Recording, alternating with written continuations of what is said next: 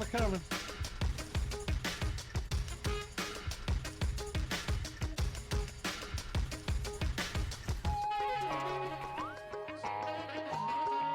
I just killed this side up.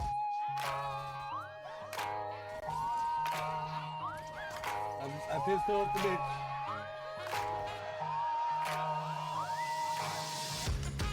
I just got my kill.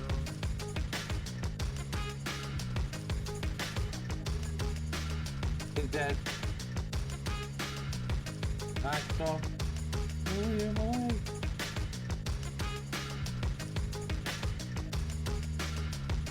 The people over here.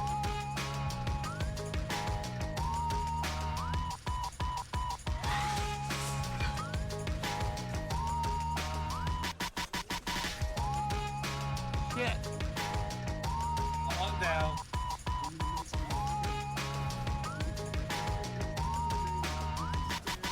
Looking killing people over here. I just got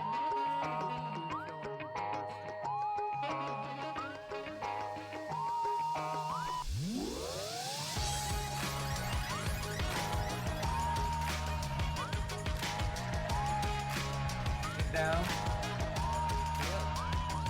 Yep.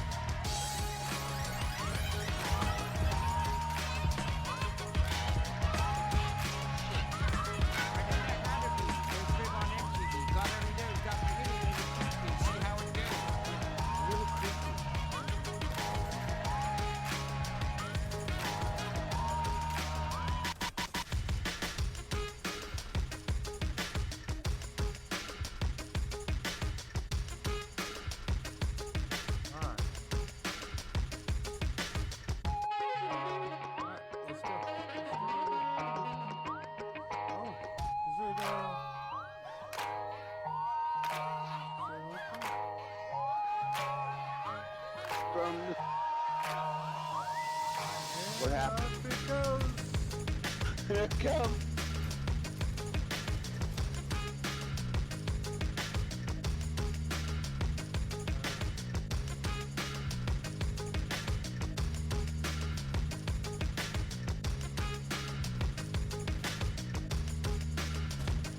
Where are they? I just got one.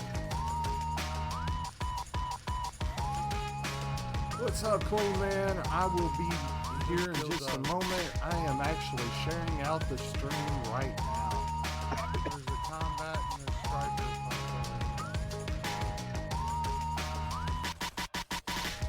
You can't hear the chicken? You can hear me, but you can't hear the chicken. I can hear you now. I couldn't hear you while ago. Have blue auto Scotty. I don't know what the fuck.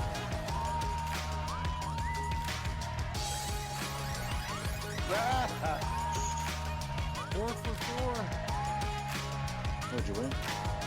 Oh, Really? Got a camper. He won't snipe around.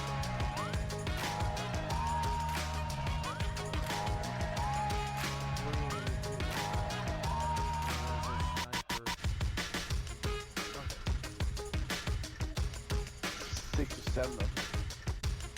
Really? Yeah. You just gotta walk? Yeah, bitch. Yeah, bitch. That's the reason why I told you Yeah, bitch.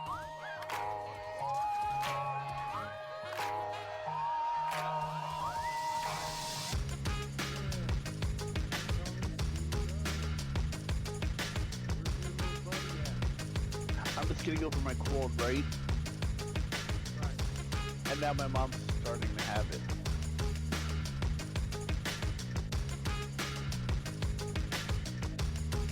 Ouch. You got my cold. Right there.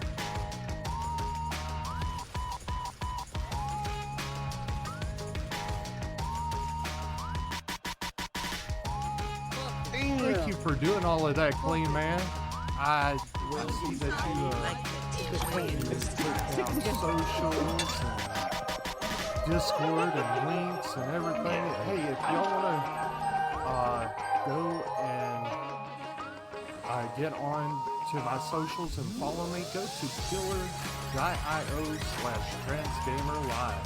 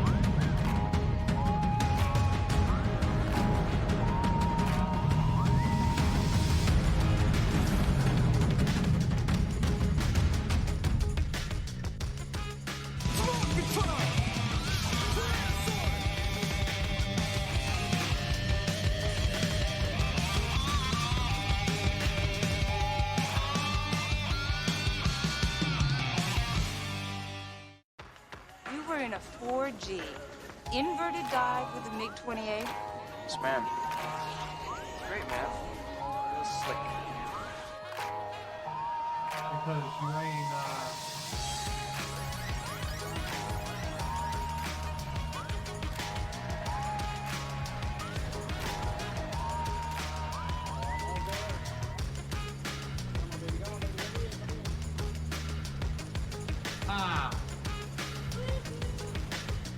Uh-oh, there goes the storm.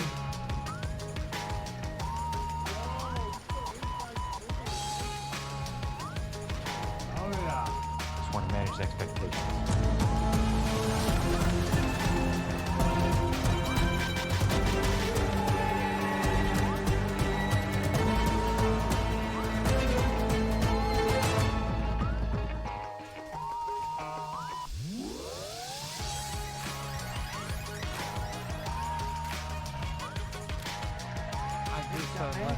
I just eliminated Kyle. Oh damn, I'm down to 1 hit point. We ain't gonna make it. And if we swim downstream, just keep swimming. Just keep swimming. Just keep swimming. Sorry, Al Bundy. Oh,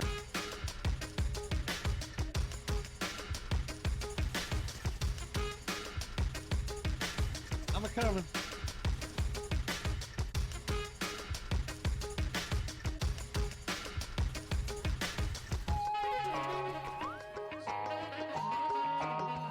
killed this side up.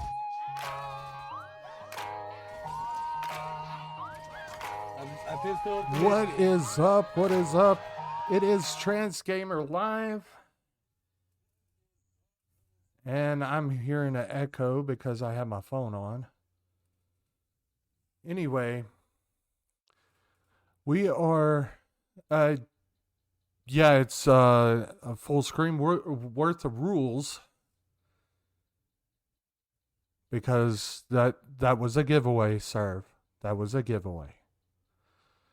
Well, anyway, we have here Miss Eden Marie. Now, I've seen this lady first on a streaming service called Alive AF,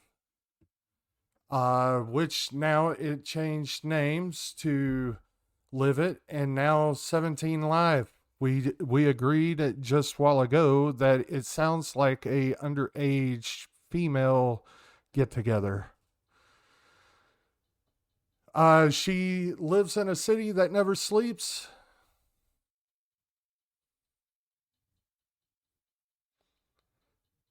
Oh no. Hey, thank you for the 15 bits and play that thing. Well,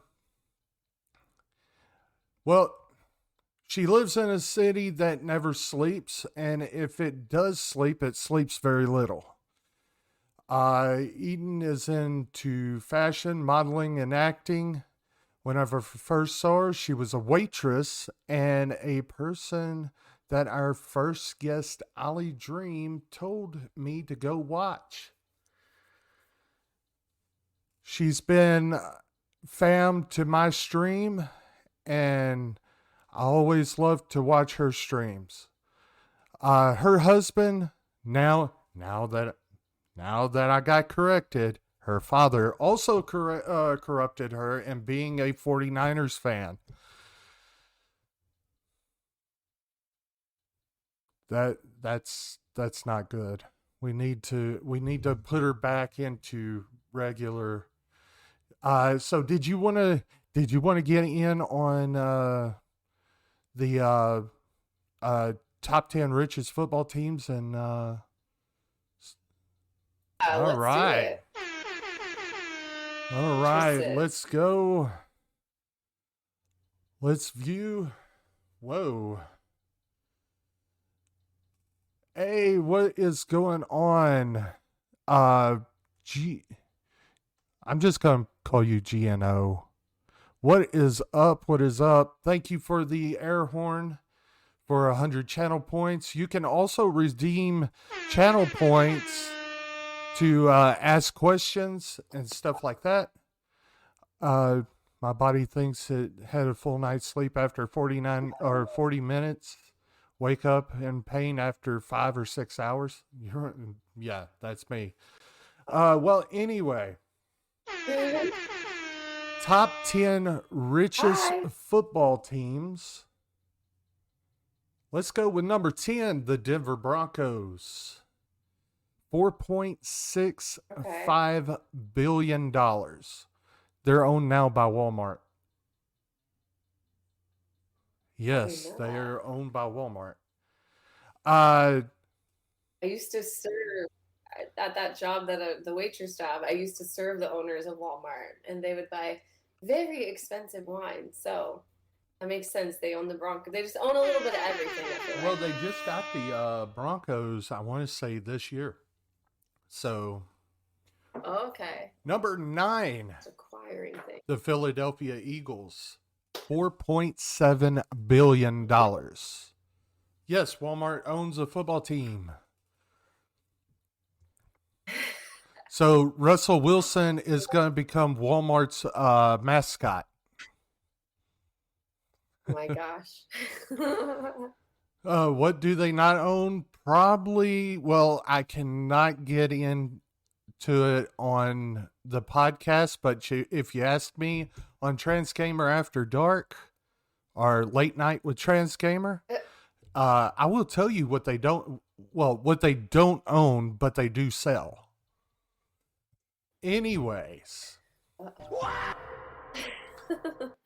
so Philadelphia Eagles 4.7 billion. Number 8, the Washington Commanders. Are we going with the Commanders now? It was the Washington football team. It was the Washington Redskins. That's the name? Oh, But okay. I said Russell Wilson, not Williams, serve, not Williams. I don't think there is a Russell Williams. That's 2 first names. That would be weird. Old Russell. So, I mean, what are they going to do next? Is this going to be a team that changes names every year or every 2 years? Right? I thought it was. Aren't they going with something that had to do with some monument that you cross over? Oh, that's the Cleveland. Oh, that was Cleveland. Okay. Well, now right. now it's Some sport. now it's the Commanders. It was Washington football team. Right. And then number 7, the Jets. The Jets. Ooh, I mean, Jets. Joe Namath came from this. They are 4.8 billion, on the richest. The number 6 team is the one that I like. Oh, Yeah. God. Thank you, Clean Man, for using 15 bits for the Discord call. Sound effect. I love it. I love it. So everybody's, whenever a joke comes around by this next team, it's always God versus the Bears, and they got Bears by 3. Well, they are worth $5 billion. $5 billion. Can't win a game. Can't win a game, but they got, they got the Bears by 3 on God. Wow. Yeah, they got butts and seats. I guess that's all that matters. Right. Then it is the 49ers that don't have any gold over in San Francisco. So, yeah. It's actually 5 point. They moved out of San Francisco into Santa Clara. Santa Clara. Yeah, I mean they're still called the San Francisco 49ers, but I feel like they upped their value because they're in a new stadium, in Levi Stadium. We've gone to the Super Bowl. How many times? Twice or not? Y'all must be spending major money over there. I mean, Super Bowl, even the cheap seats are $5,000. Oh my gosh. They're worth 5.18 billion. Then we go into Dallas's arena with the New York Giants, and they can't win to save their lives with 5.73 billion. Then the former team that made Tom Brady famous, the New England Patriots, at 5.88 billion. So they're number 3. No, number 4. Or number 3. Number 3. Oh, yeah. Number 3. Okay. Then another California team that did not try to leave, but they wanted to kick the Chargers out. The Rams, with 5.91 billion. Can you guess who number 1 is?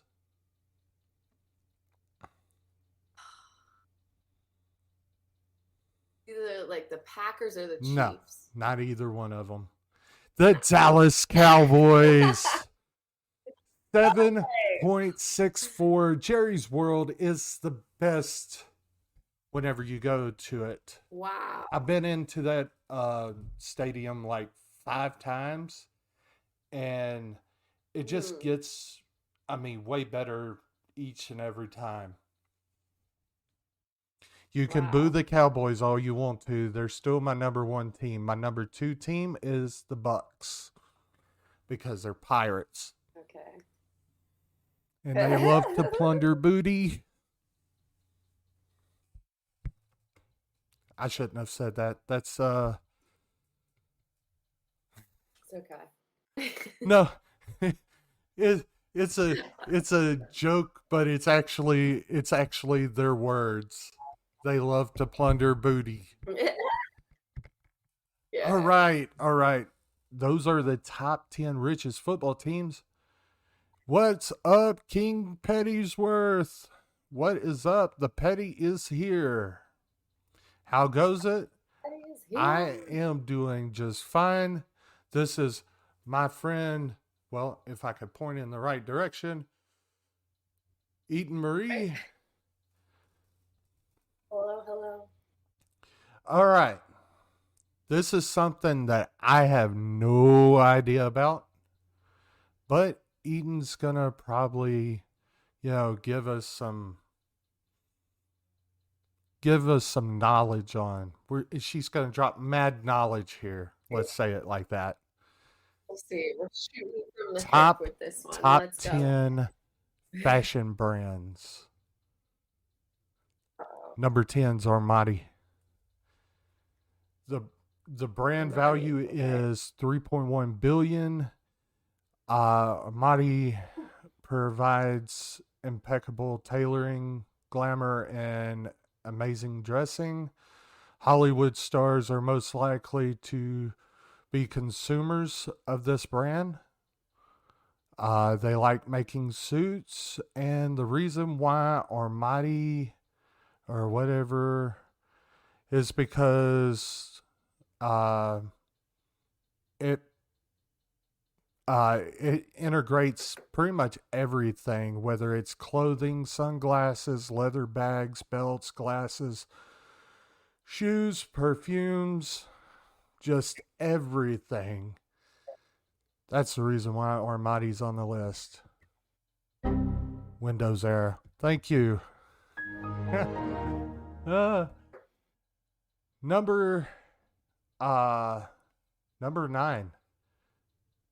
Fendi. Have you ever heard this? Fendi. Hey, what's up, No, I have not.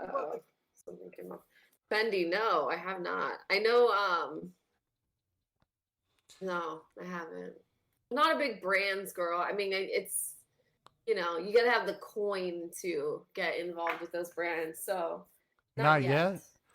Okay, so the Not total yet. brand worth of this company is 3.5 billion. I almost said million. Panola Fendi was the founder of the company. The company launched in the year 1925.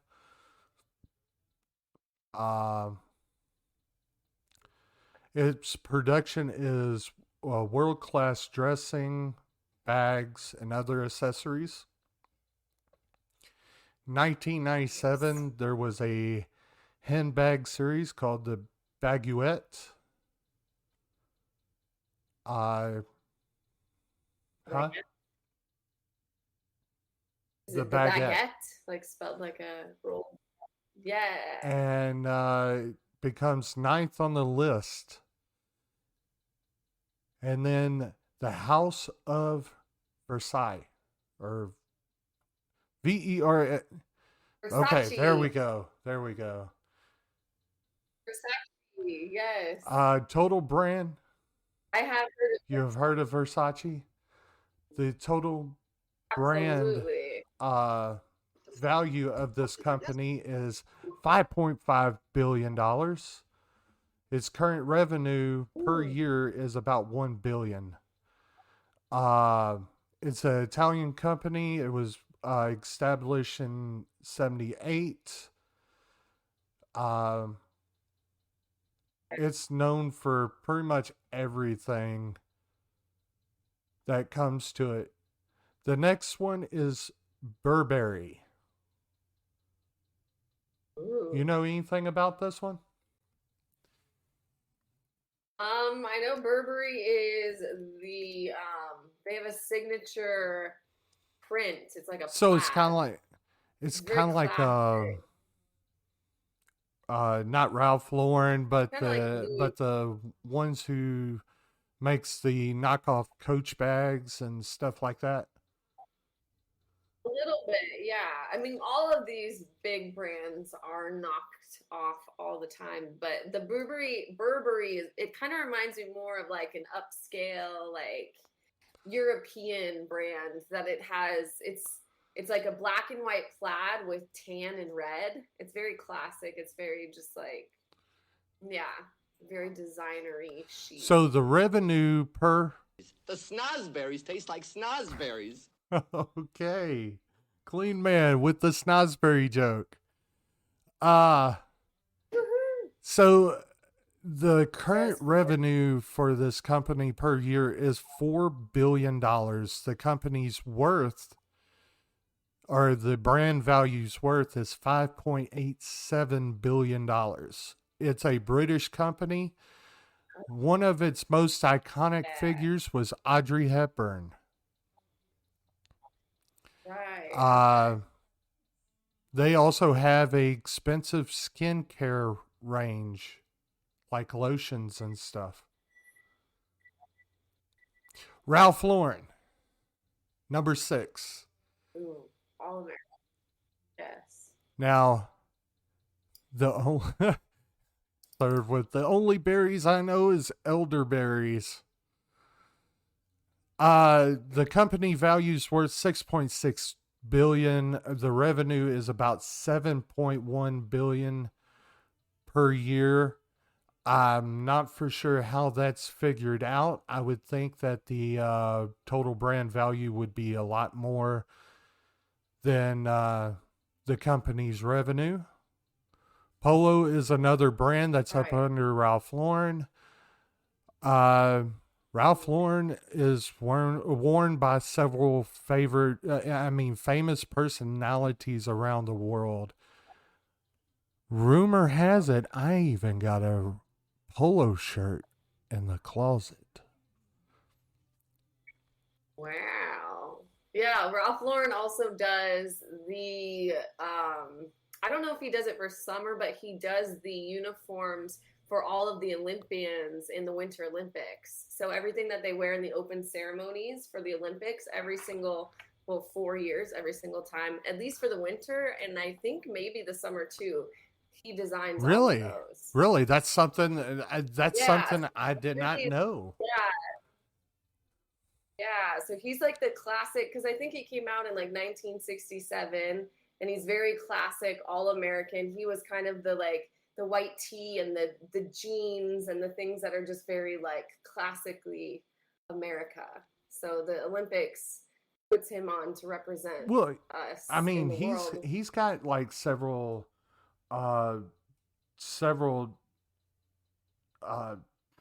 commercials and stuff like that. That's really, really out there, and shows the support of America. And and I've also heard, and it's not in this list, that that the company actually helps out the homeless too. Yes. Oh, that's cool. Now, number 5, Chanel. Ooh. Chanel's brand value is $6.8 billion. Its revenue is $5.4 billion per year. Coco Chanel founded this company. The brand is known for the women's clothing. Don't they have like a signature line of perfumes and stuff like that, lotions and stuff? Yeah, they do. They have like Chanel number 5, Chanel number 6. Like they have all kinds of stuff. Skincare, handbags. Coco Chanel, she was one of the great fashion designers. She always said, right before you're gonna leave the house, take one thing off. Like take one, like a necklace or an accessory off and then leave the house, because she was kind of more of that understated yet very sophisticated fashion. Is like very like businesswomen forward, but like very classy. That's awesome. They was also the ones that made the little tiny black dress. Yes, the little black dress. It was a Chanel brand before it got like hey, Trend Killer, thank you for the hold on, I have to count these because my mini feed's not letting me. There's 4, 5, 10 bits. Thank you so much. Thank you. Yes. Clean Man with the John Stamos, John Cena gimmick while ago. Now, Chanel is one of the most expensive brands in the world. And that's the reason why they're top 5 on the list. Hi, Twin Killer, how are you? Okay, now, number 4 is Prada. The company is worth 7.3 billion. The company's revenue is 3.7 billion. I know this is Prada, sir. Prada. Yeah, the devil wears Prada. There we go. Where's Prada? Mm-hmm. Exactly. That's where the movie came from. Yeah. So Prada was established by Mario Prada in 1913. It predates both World War I and World War II. Prada is one of the most expensive brands that every girl would love to have. I'm not for sure whether that's a quote from Prada or whether it's just off of this top 10 that I just put together. The brand offers amazing clothes with amazing designs, style, and color. Now, whenever I was looking at, I think it was, I think it was 4 and 3. Prada looks like some, rejected Star Trek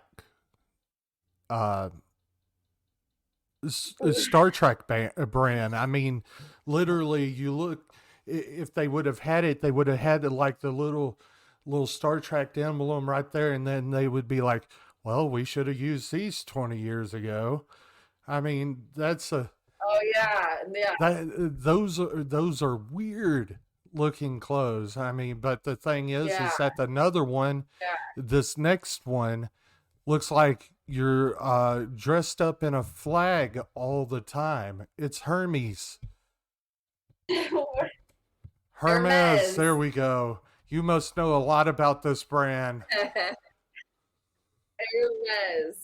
Well, I worked in Beverly Hills for a little bit, so it was all. Now, does all of their clothes look like you're wearing flags, like multicolored flags that?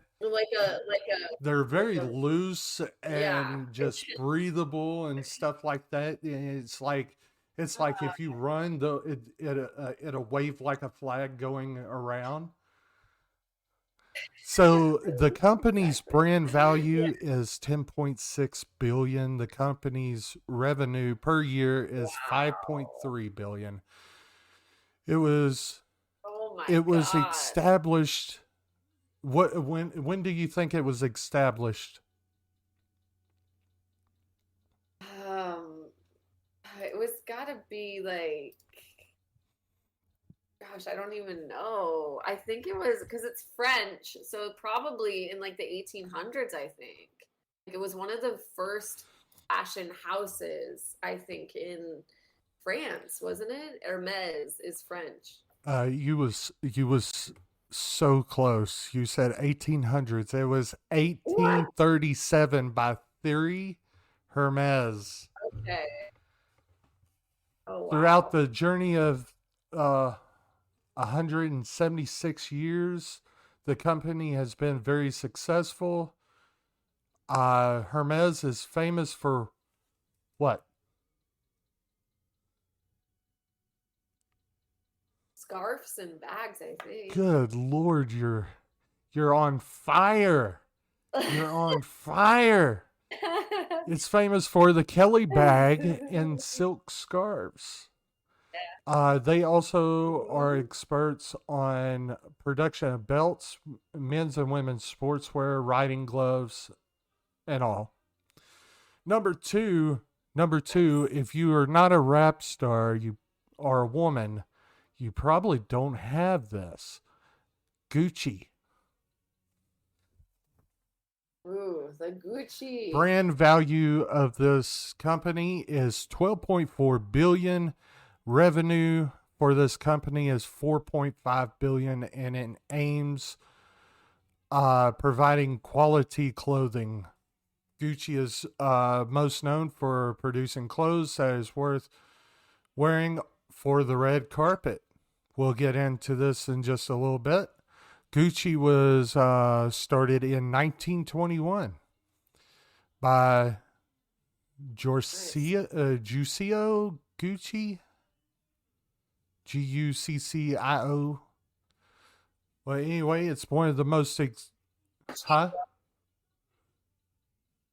There you go. So you just gotta put the Italian accent on it and say it confidently. See, I don't do very much confidence. Beats my key. You don't do the accent. Beats my key unless it's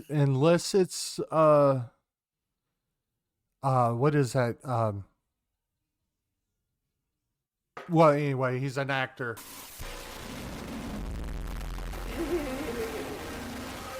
Gucci to me is kind of, it's so flashy. I don't know. There's a show.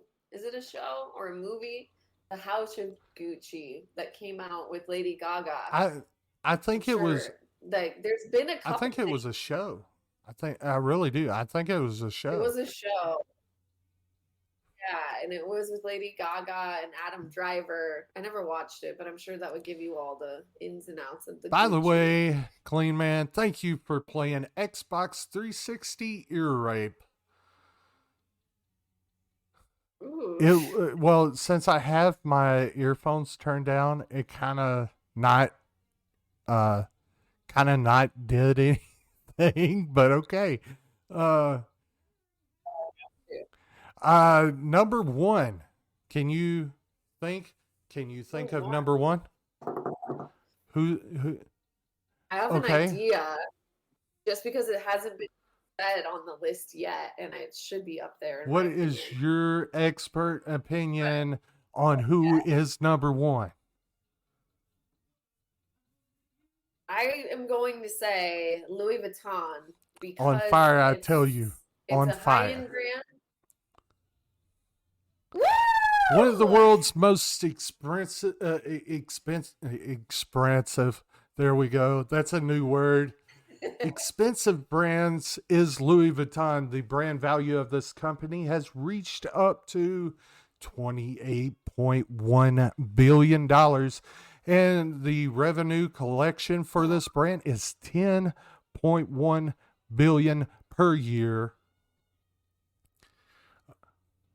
That's wild. $28 billion. Wow. That's a lot of coins. A lot. So what do you okay, you're on fire. I'm going to keep you there. What is Louis Vuitton most well known for? Well, it's the brown leather, the LV symbol, and then that brown leather, that print. I don't know. It's the bags that are printed. Yeah, that's one of the things that I was talking about the knockoff Coaches with the print all over the bags. Yes. That's what I would Yeah. see. I would have thought that Coach bags would be, or Coach would be up here too. If Coach isn't as high end. It's not as much as a luxury brand. It's more like in the level. It's like a tier or two lower, because you know how you have like Michael Kors and Kate Spade, Coach. Those are the kind of like mid-level luxury, but like the high luxury where everything is handmade, hand sewed. Like the Louis Vuitton bags, that's why they're so expensive, is because they have no seams. Like they're not stitched, so that when they create the bag, they're not cutting the fabric or the leather all together. They're using one piece and making it like gorgeous handmade. So that's why you get right. And well, the reason why I was saying is because you go into a store, let's say Macy's, you see a Louis Vuitton bag for like $500-600, and then you go over to where Coach is, that same bag that Louis Vuitton says $500-600 for, it's selling for the same price over on the Coach side. And I'm like, okay, well, I guess they must have been competitors, or they must have competition just in that area, or into some. So I'm looking online, Louis Vuitton. You can't get a Louis bag, a real Louis Vuitton bag. What you can get, the smallest one, the cheapest one, is about this big, and it's $3,000. Okay, well, they must have went up since the last time I actually visited them all. So, yeah, either that or it was a knockoff Louis brand. is a whole. Yeah, exactly. I mean, I'm sure you can get I've got a couple knockoff bags when I visited New York, just on the street. But yeah. Well, this was actually in a thing, mall about, I want to say about 10 years ago. So. Okay. Yeah. I don't get to malls very much. Inflation. Yeah. Especially these days, the price is just jacked up. But yeah, these little tiny ones here are $3,000. Wow. Jeez. No wonder coaches. No wonder coaches like, okay, we can't keep up with them. We ain't gonna be like them. Yeah, and we don't make it. Yeah. Right. We're not even top 20. Well, they're probably top 20, but yeah. Yeah. So here's the point in chat.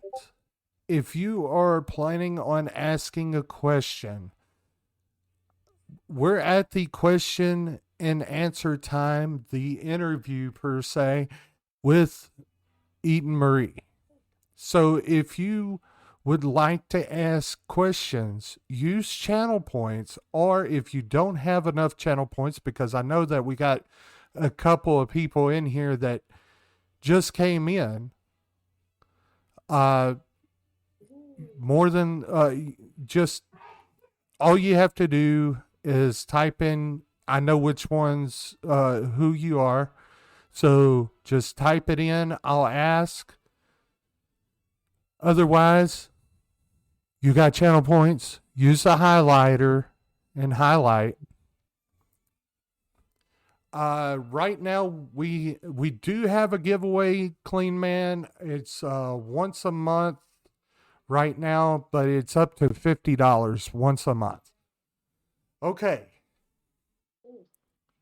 When you was a child, was your dream to be an actress, model, or being in fashion?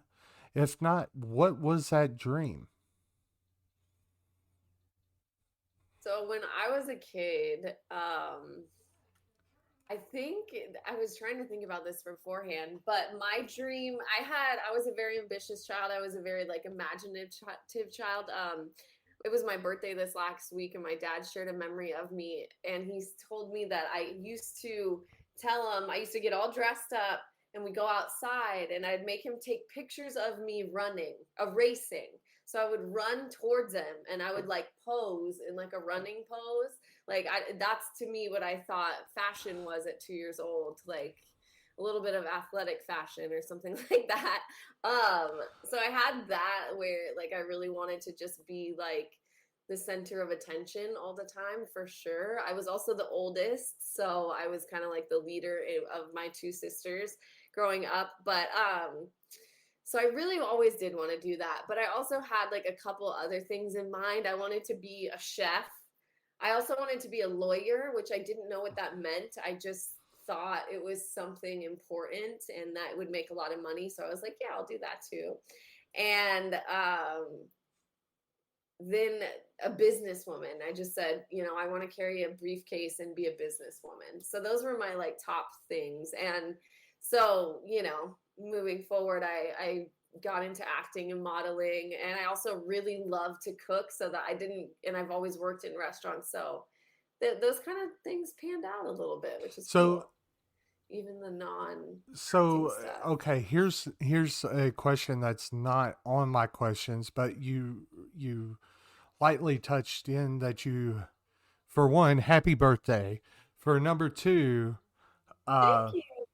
You have two younger sisters? I do. Two younger sisters. So here's my question. With you doing what you are doing, which is acting, modeling, and fashion,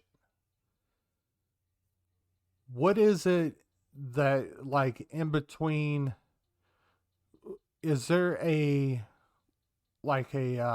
common ground in between you and your sisters, or is it like they just went like, well, I'm going to be a NASCAR driver and just be a NASCAR driver, and then the other one's like, well, I'm going to be the president and she's in law?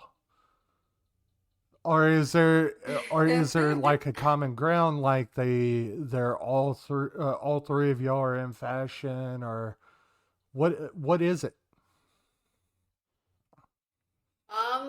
So right now, like there isn't really, I'm the only like actor, artistic, creative person in my family, in my immediate family, and kind of in my extended family too. Like growing up, we always went to church, and we went to private school. So all three of us, we had to, you know, because it was a small town and a small school, we always had to be in the school play and be in the choir. So we learned like that acting part and being on stage and the singing part growing up. But I was kind of the only one who took it to that next level once I got out of high school. My middle sister is a stay-at-home mom. She actually has a baking business where she bakes, where she does baking, like she does baked goods, and then she like hand delivers them. And she's really good at it and really successful with it. So that's super cool. And then my youngest sister is a nurse. She is a prenatal ICU nurse. So she has like a really serious job. And she just graduated from nursing school about a year ago and has been working in hospitals ever since. So I was kind of the only one that went the route that I did. Well, tell her congratulations from Transgamerlive. I mean, it looks like you and your middle sister actually took your idea and just went with it, you know, with her baking, and you want to be, you know, Gordon Ramsay over here. Exactly. Yeah, it's definitely something that, so my family, I was born and raised in California, and my parents, like 5 years ago, they moved out to Texas. My dad retired and they had land out there, so they built a house out there and they're spending their retirement days out there. And so us sisters are still in California, and so cooking and making meals together is like, and that's for most families, but it's something that really brings us all together, and we want to show off our best dishes and, you know, like fight over who gets to like make brunch for mom on Mother's Day. So it's a kind of a big thing in our family. So okay, I'm from Texas. So where at in Texas do they, or what part do they? They are. It's called Canyon or no Hill Country. So it's down there by halfway Austin. between. Down there Yes, by Austin. exactly. Yeah. It's like 45 minutes outside of Austin. Yeah, exactly. Oh, So that's where they are. I'm in and the they love total opposite direction. I'm like in between Dallas and Houston. So just to give you it. Okay. the Good reference, because Texas, if you go across it from like Shreveport, Louisiana because Shreveport actually extends into Texas about like 2 miles. If you go from there to Okay. El Paso, it's 17 hours wide. 17 hours wide. And if you're going from Laredo to Oklahoma, from Laredo to the border is 8 hours. So, I mean, Texas is massive. Wow. Some people are like, well, why can't you just go through the state just all in one? Well, yeah, you can go through the state, but it's going to take you a long time. A long time. Such a long time. Yeah. My parents, when they were moving out there, they took a couple trips, like driving from California. And I was like, I'll see you. I'm going to take the plane. No, I can't do that. I can't do those long drives. It's too much. Do they like Texas? They love it. Yeah, they love it. They have horses and property, and they're able to, have my dad's retirement go further out there than it would in California. So they all in all. Oh yeah, I mean in between the retirement in California and the prices in California versus the prices here in Texas, it may be similar, but with Texas it's more of a there's more wiggle room there whenever you get paid and stuff like that, because stuff decides to go down just at random. You may go in and buy a gallon of milk for $4 one time, and then the next time it would be 97 cents. Don't know how that works, but I mean, it is there. We'll take it. I'll buy 10 of them at that price. Right? Stock up.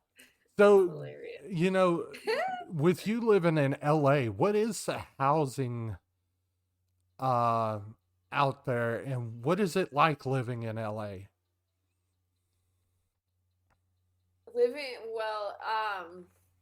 So I'm like, where do we Okay, start? first of all, how's it like living LA, out there in LA? I'll say it like that. So I've lived in California. Okay, yes. I've lived in California my entire life. And where I grew up, it was a very small town, but it was about an hour and 45 minutes outside of LA. So everything that we did that was like, oh, we're going to go on a field trip to the Natural History Museum, or we're going to go on see an opera or like a Philharmonic concert at the Hollywood Bowl. So I was really familiar with LA. Moving here is a whole different animal. It's a city of, I think it's 8 million people. It may be 10 million now, now that I've lived here for almost 10 years. But if you can imagine, it's a city of 8 million people spread out over like 45 miles. So there is suburbs on suburbs on suburbs. There's different pockets everywhere. And you really get a little bit of everything. I think when people think of LA, they think of Hollywood. They think of downtown. Downtown is the area where the Staples Center is, and that's where the Lakers play in the big arena, and that's where they play hockey. WWE has where I live in WWE has SummerSlam there, and I mean just a lot of different things, because I covered this on a different podcast. On my other podcast, we talk about esports, we talk about wrestling, and we talk about NASCAR. I gotta get your opinion on something in a little bit, but go ahead and Okay, yeah. back to it. Okay. But like I said, like I went to school. I went to a school in this very small collegey town on the coast of California. It's called San Luis Obispo. It's about a city of like 40,000 people, and 20,000 people of that population are college students. So when school was out for the summertime, the town was a ghost town. And it was a beautiful place to go to school. That's where I started acting. That's where I started doing improv and comedy. And that's where I did journalism. But when I just soon, like, once I graduated from there, I just was like, I have to get out of here. There's not opportunity for me to do the things that I want to do. And so when you come to LA, you feel that magnetic energy, you feel that chaotic energy of everybody. This is like a land of opportunity. Like, there is opportunity in so many different fields. If you want to come to LA to make it in a field, or if you want to play in the big leagues, you come to LA. Like, I was here to do acting and modeling. There's levels to it. You start small. Like, you start doing things like you working with small designers who have little fashion shows that they want to get their clothes out, and you're not getting paid, but you're getting to wear other people's clothes and model them and walk a runway and have, hopefully use some of that for social media. I did a lot of background roles. That's a really cool way to get into acting. And yeah, and so like every year that I've been here, what I've gone for in acting and modeling and also producing has built upon itself. And like I said, I worked at this place called Wolfgang Puck at Hotel Bel Air, and it's just where all of the who's who movie stars, upper echelon of people go to hang out and to have drinks and to eat dinner. And so I got to serve people like Oprah and Beyonce and Jay-Z, and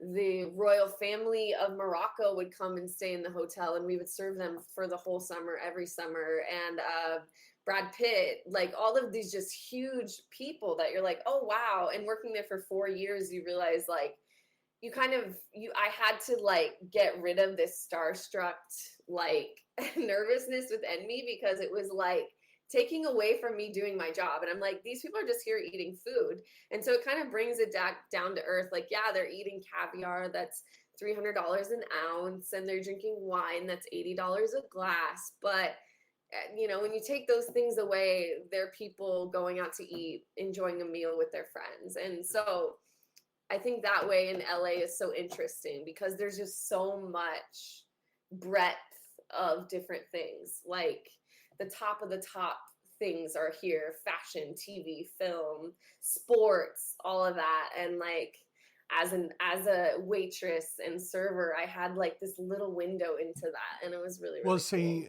cool. You mentioned one of my I'll say it like this: one of my biggest influences, and the reason why I've started doing podcasting, was one of two people. One of them was Howard Stern.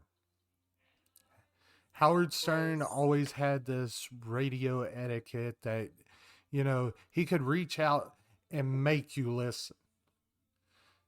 With my other influence, it was always asking the toughest questions, the ones that made you think, okay, am I really doing this right, or am I really doing this wrong? And that was Oprah.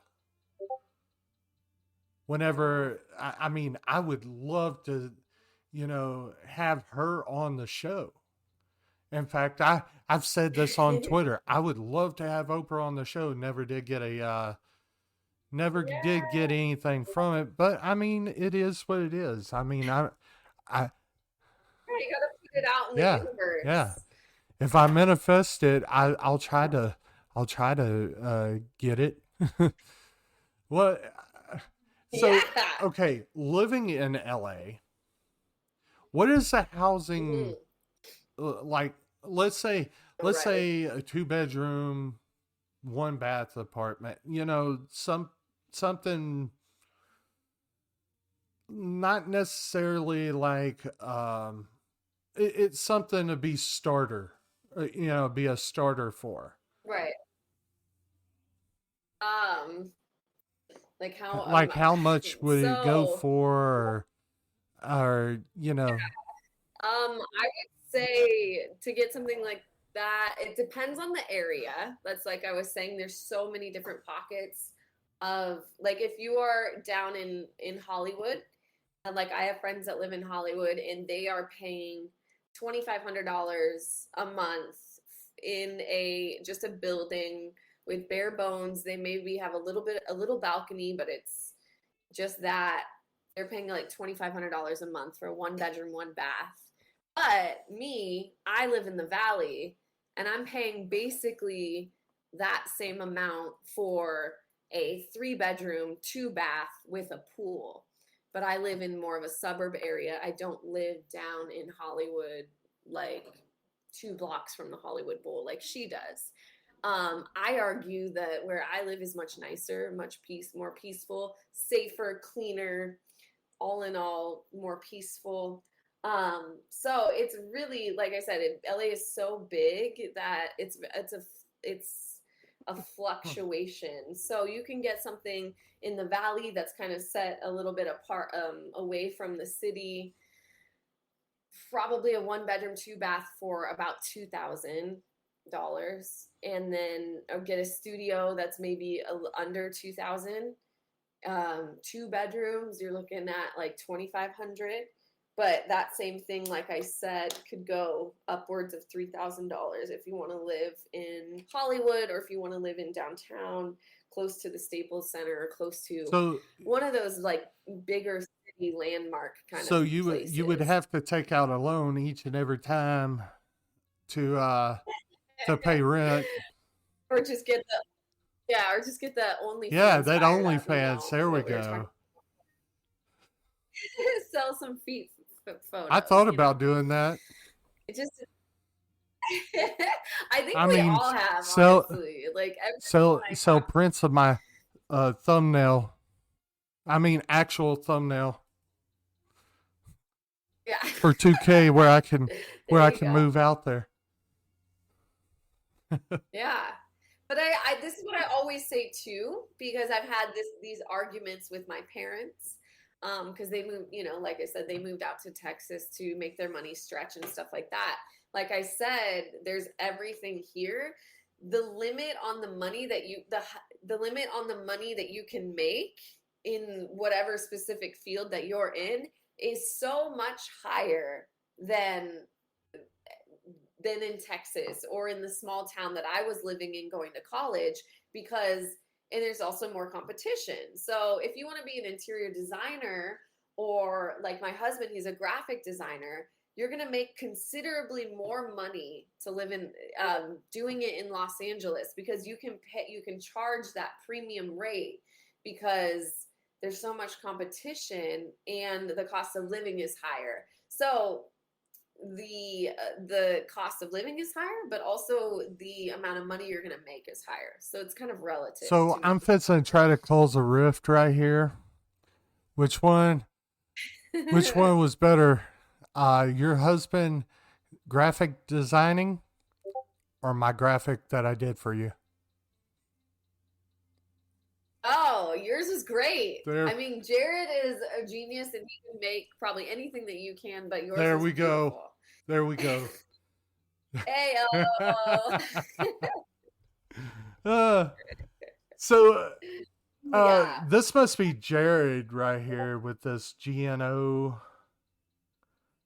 Okay. Yes, because I was wondering, because every time I ask you something, he was putting it in there. I was like, well, okay. Johnny, yeah. So, okay. Why the 49ers?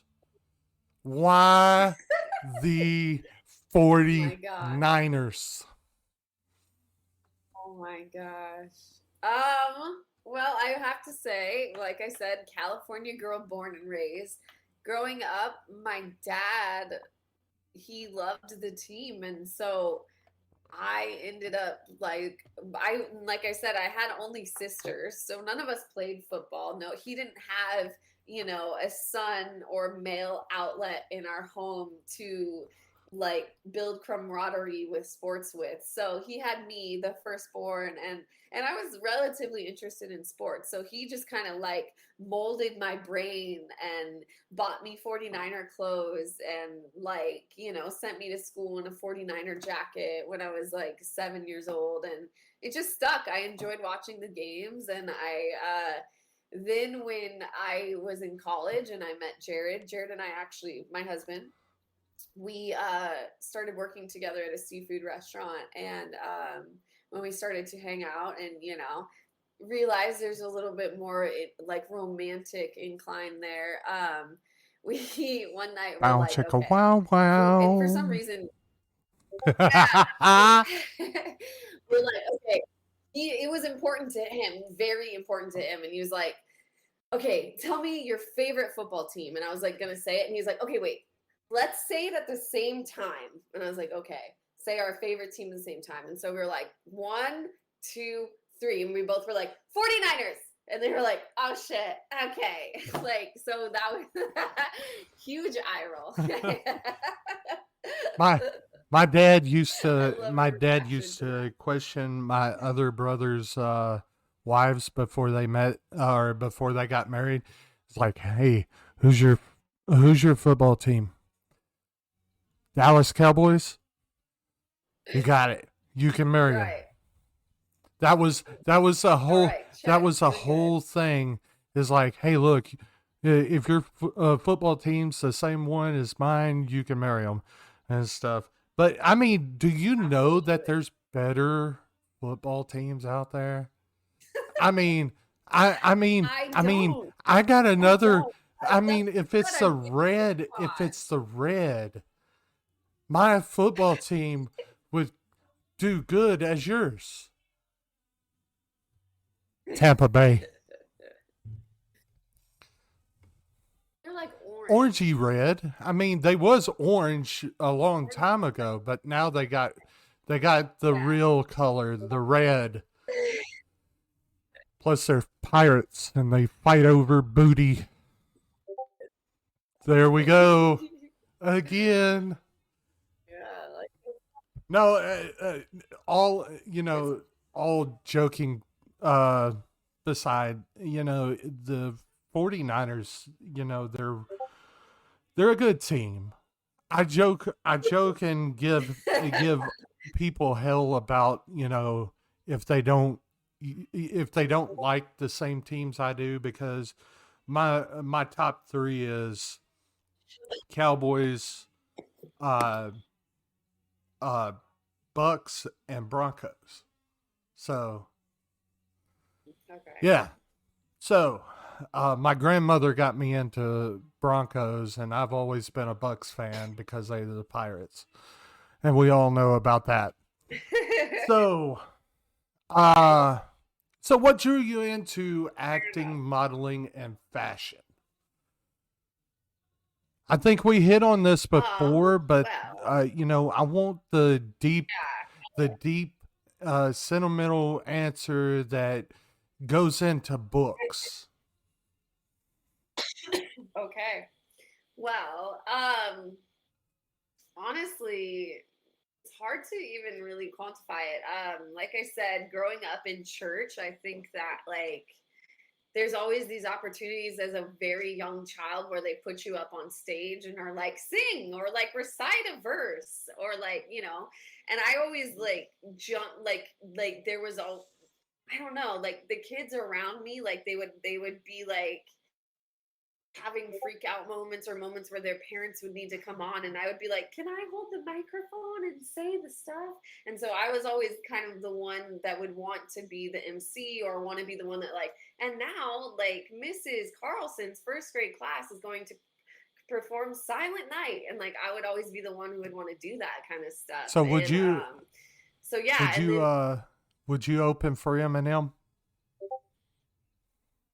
Absolutely. 100%. You know that. Here's him and And him then so singing. yeah, lose Lose yourself. yourself. There we go. Yeah. There it is. But yeah, and then just throughout school, those opportunities where you're like everybody's doing drama class and choir, like it just seemed normal for me. And then so I went to college and I went to study business, and it was so boring. And I was doing stuff like accounting and corporate finance, taxes, and like just learning stuff like that I didn't give a crap about. I couldn't see like where that would take me in my real life, that I didn't would never want to do that on a day-to-day basis, whatever that was. And so I stopped going to school for a little bit, and then I met Jared, my husband, when I was working at a restaurant. And so we decided to go back to school together. He was a prolific artist, and I kind of was like, you should study graphic design. You're amazing at it, and there's so many job opportunities with it. And then so in kind of like seeing that in him, I kind of like turned it back on myself. Like, I've always been a great writer. Like, writing was the thing that I always lent on in school, that I was really strong at. And so I thought, I loved acting, I loved singing, but I was too shy, and I was like, I don't like going to acting school or becoming a theater major was just too scary for me. I didn't want to commit to it like that. So I was like, I'm going to study journalism. I'm going to study broadcast journalism, which is TV news, and production, like in writing and like journalism basically. And so when I went to school, I studied that, and it was really amazing because I've always loved the media. I love, consuming celebrity gossip and, whatever's happening in the arts and music and all that kind of stuff. And so it was like my tiptoe around putting myself in the spotlight. I was like going to write about these people and do interviews with, these types of people, and go to concerts and write, articles on that. And so I spent a few years of college doing that. And then going into my senior year of college, I was like, my on-camera presence, I want to get that better. And so I think I'm going to take on-camera acting classes. And so I started taking on-camera acting classes outside of school. And then that just like took off for me, where the teacher that I was going to, he was a teaching coach in LA who would come up every week and teach in the town that I was going to school in. So he was driving like 3 hours to teach us and then go home 3 hours. And he would have showcases where he would put us in front of casting directors in LA. And so in front of agents and casting directors in Los Angeles, and we would perform a scene that you did with your partner or a monologue or something like that. And so I did that for the last year I was in school. And I also was an editor at the school. I was multimedia editor at the school news. It wasn't the newspaper. It was like the news organization, because it was like print, it was like online, and it was the TV. So I was like deep in that. And the more that I got into the acting and stuff, the more I like resented doing my editor stuff. I was like, this is so boring. Like, this is so dry. And so it's like, you can be creative in like using flowery words, or like how you're going to set up the online article with cool pictures, but that's it. Like, and so I got this job to be an MC for a music documentary, or not an MC, like a narrator, like the person that was like, and in the 1970s, the Jim Crow laws were like doing this and that. And so I like narrated this whole documentary and did a bunch of voiceover work for it, like right as I was ending school. And I got paid a lot of money for it. I was like, holy shit, like this is amazing. And so, yeah, after I graduated, I was like, I'm not going to do journalism. I do not want that in my life. And I decided to, just get some headshots. I continued with my acting class, and we were doing showcases, and I was doing auditions in LA. I was driving 6 hours round trip for like 5-minute auditions. So I would drive 3 hours, get there, do my audition, be in the room for like 5 minutes, and then turn around and go home.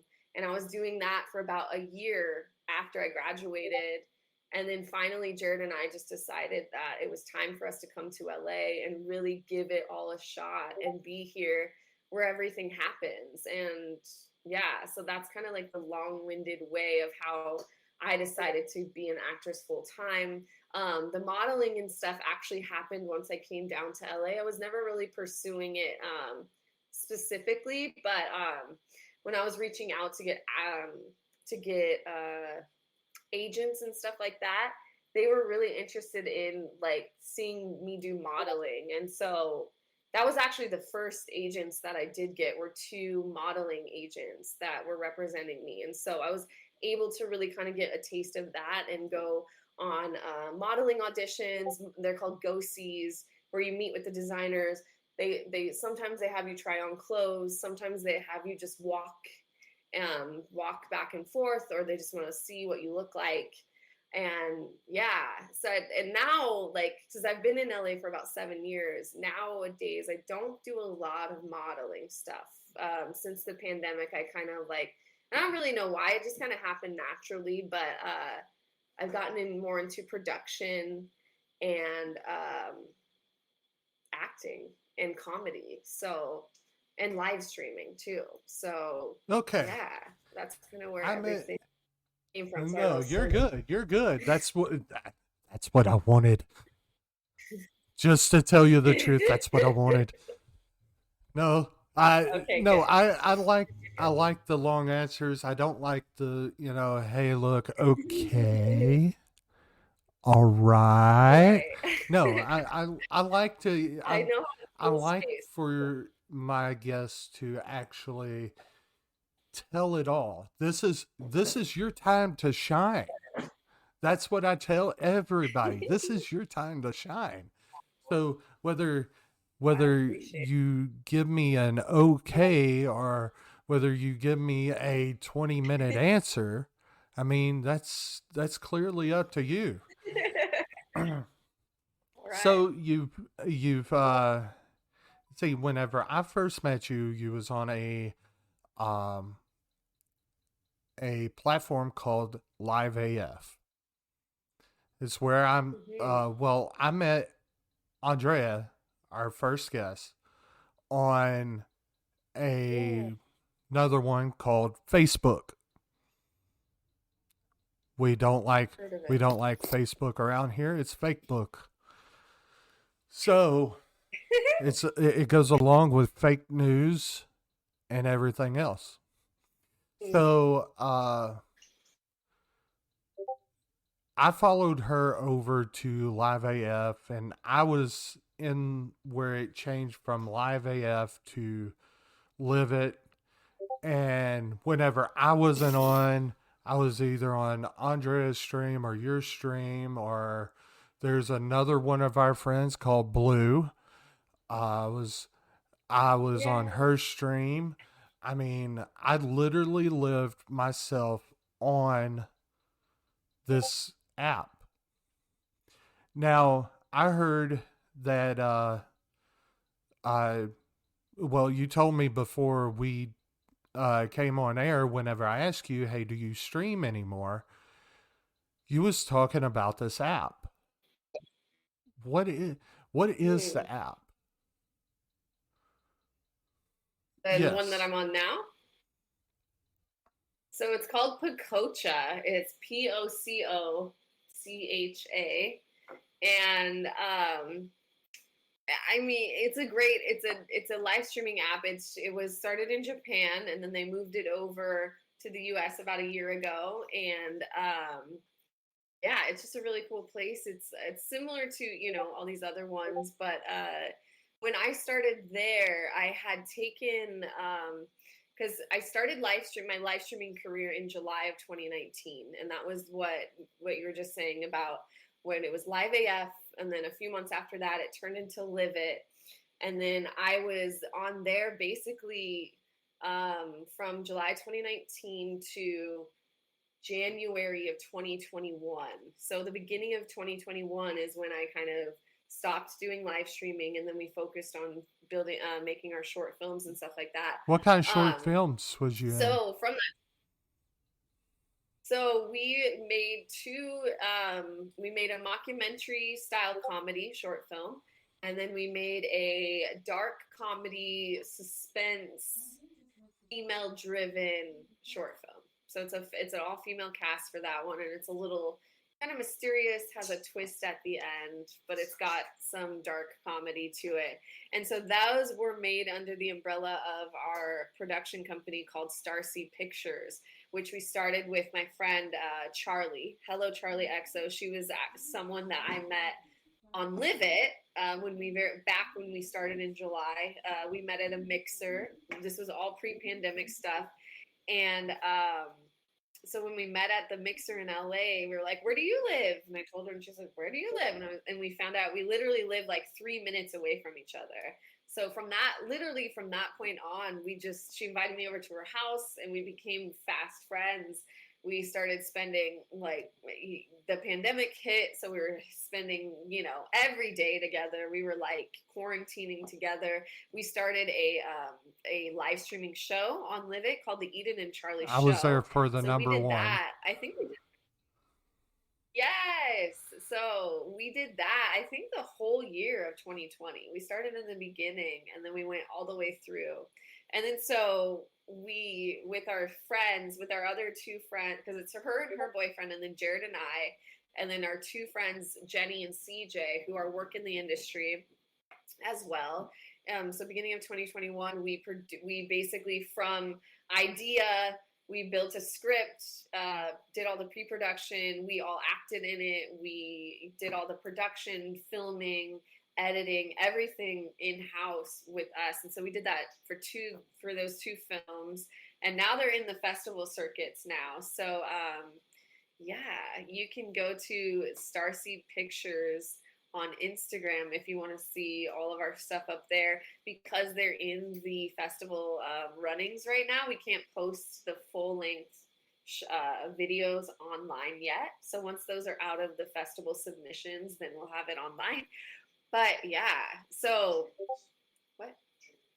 Yeah, so we can see the trailers there. You can kind of interact with us there too.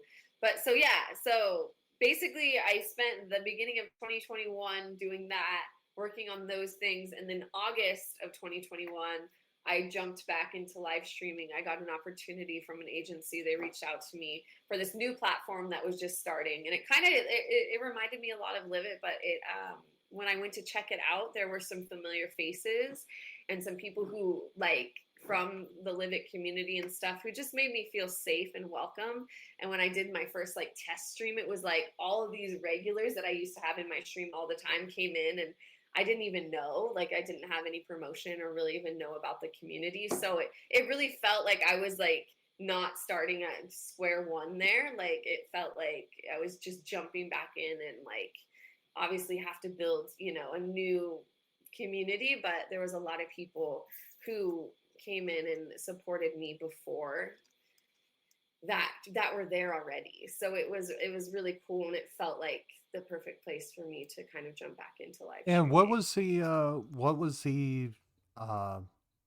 place where you live stream now? It's called Pacocha. Okay.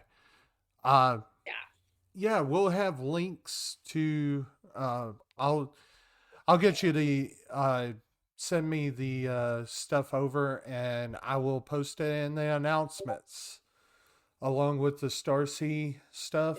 Let me know, and I'll post it in the announcements. We'll try to get you taken care of there. Awesome. No problem. I love helping out. I don't call anybody friends on here. I call them family, and y'all have been family to me for so long. So getting back to the questions, who was your idol, or who are your idols when it comes to what you do?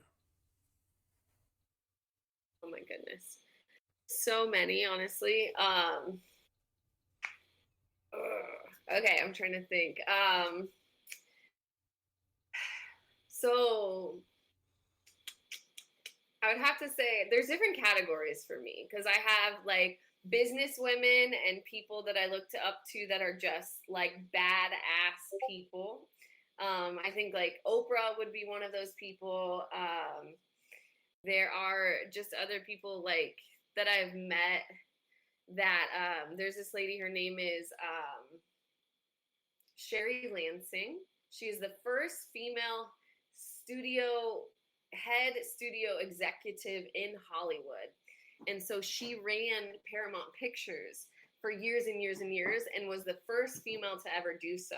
And I met her working in Bel Air, and she would come in like all the time with her husband. She would come in with all these illustrious, famous people. And so we would always call her Miss Lansing. And I was just like, I need to know who this woman is because her energy and the way that she carries herself, like I just look up to her. And like she was a person that I would serve and see there 2 to 3 times a week. And so I looked her up, and she has this like crazy illustrious career. And so she is one of the people that I actually got to meet in person and realize who she was after the fact. And so I was like, damn, like you are a bad bitch. Like you are amazing. So she's one of the people like that you don't, because she's one of those names that you don't really know her because she's not an actor, you know, she's not on camera. But I'm sure if you look up, I know the like, name. You know, relatively close and everything. And whenever you said Paramount Pictures, I was like, aha. That was the aha moment there. Like, yeah, that sounds familiar. So her like business sense and just being able to like, because you know, coming from the time that she was in, women, you know, they had their place in it, but it wasn't to be a boss and to be a leader. And so she was kind of the first of her type to do that. I think actress wise, I love comedy actresses. I love Kristen Wiig. I love Tina Fey and Amy Poehler. I think for me, I actually just had something really cool happen to me this last week. I auditioned for a comedy school called the Groundlings, and I was accepted into the Groundlings School for improv comedy. And so people like Lisa Kudrow, Kristen Wiig went there, Conan O'Brien, Will Ferrell, Jimmy Fallon. All these people went to that school and got trained in comedy before they hit it big. So I actually just got into the program, and I'm going to be starting in September to study there. So those type of comedy people are like gods to me. And it's like a really, like, I keep pinching myself that I got into the school so that I can literally be trained by the people that they were trained by to do comedy. So yeah, that's kind of like a full circle where those places, like the Groundlings was somewhere I always was like, I want to go there. I want to do that. Like coming into LA. And so 7 years later, kind of like, or like, I scheduled the audition the day before my birthday, and I was like, you're going to do this. Like, it's your birthday. And like, how cool would it be like the very next day if you found out on your birthday that you got in? And so that's what happened. And so, yeah. Exactly. I mean, whenever you said, you know, Conan and Jimmy and stuff like that, those are some other ones that I actually look up to because of their comedy value and stuff like that. I really love Conan's comedy. So if you saw yourself like in a show, what show would it be? What character would it be? Because if you was asking me mine would be Shelton from The Big Bang Theory. Ooh, I love that. Because I am just so whenever I go and do something, Shelton, it comes out. It really does. It comes out. I'm over there and knocking until they answer, what? Hi. You know, hi. Yeah. stuff like that. So what would be I love what would it. be yours? Mine would definitely be the type of show I love is The Office is one of my favorite shows. Parks and Recreation, like those type of like mockumentary, kind of like a little more dry comedy. But my character, I would love to be like New Girl is also in that mix, like the show New Girl with Zoe Deschanel, like a lead acting role like that what Zoe Deschanel has in New Girl, and like how her character evolved over all the years, and how you see them in different situations and different stages of life. Like I always say that like those jobs in Hollywood, the ones that you're on a show that become successful and that you're in the main cast, is got to be like the best job ever. Because one, you get to work usually on the studio lots. I live about 10 minutes away from a lot of those studios, so my commute would be 10 minutes a day. Right. and just being able to just do that and have that steady job, because like working on a movie is like, it's almost like going to summer camp or going on like it's just one project and you do it for 3 months or however long your role is, and then it's done and you never do that again, like once the movie's done shooting. So doing a show like that and being able to like kind of live in that world day in, day out, week in, week out for years would be an absolute dream. Like that would be just an amazing, amazing dream. And like, that's kind of my motivation to go into the groundlings and learn that style comedy and that just, that skill to be able so that it can translate into something. By the way, whenever you said Office, my mind went directly to one of the famous sayings, no God, no, no. And I had to play it while you was yep, there it goes. There it goes. Yeah. No, God, please, no, no, God, no, no. So I had to play it, and now Jared had to play it. So, yes. So, wow, got me off track here. Looking or to be in those careers, because we talked about your idol. Yeah. We talked about like who would you be in those type of what do you have to or do you have a supportive circle to give you motivation and to catch you whenever you fall?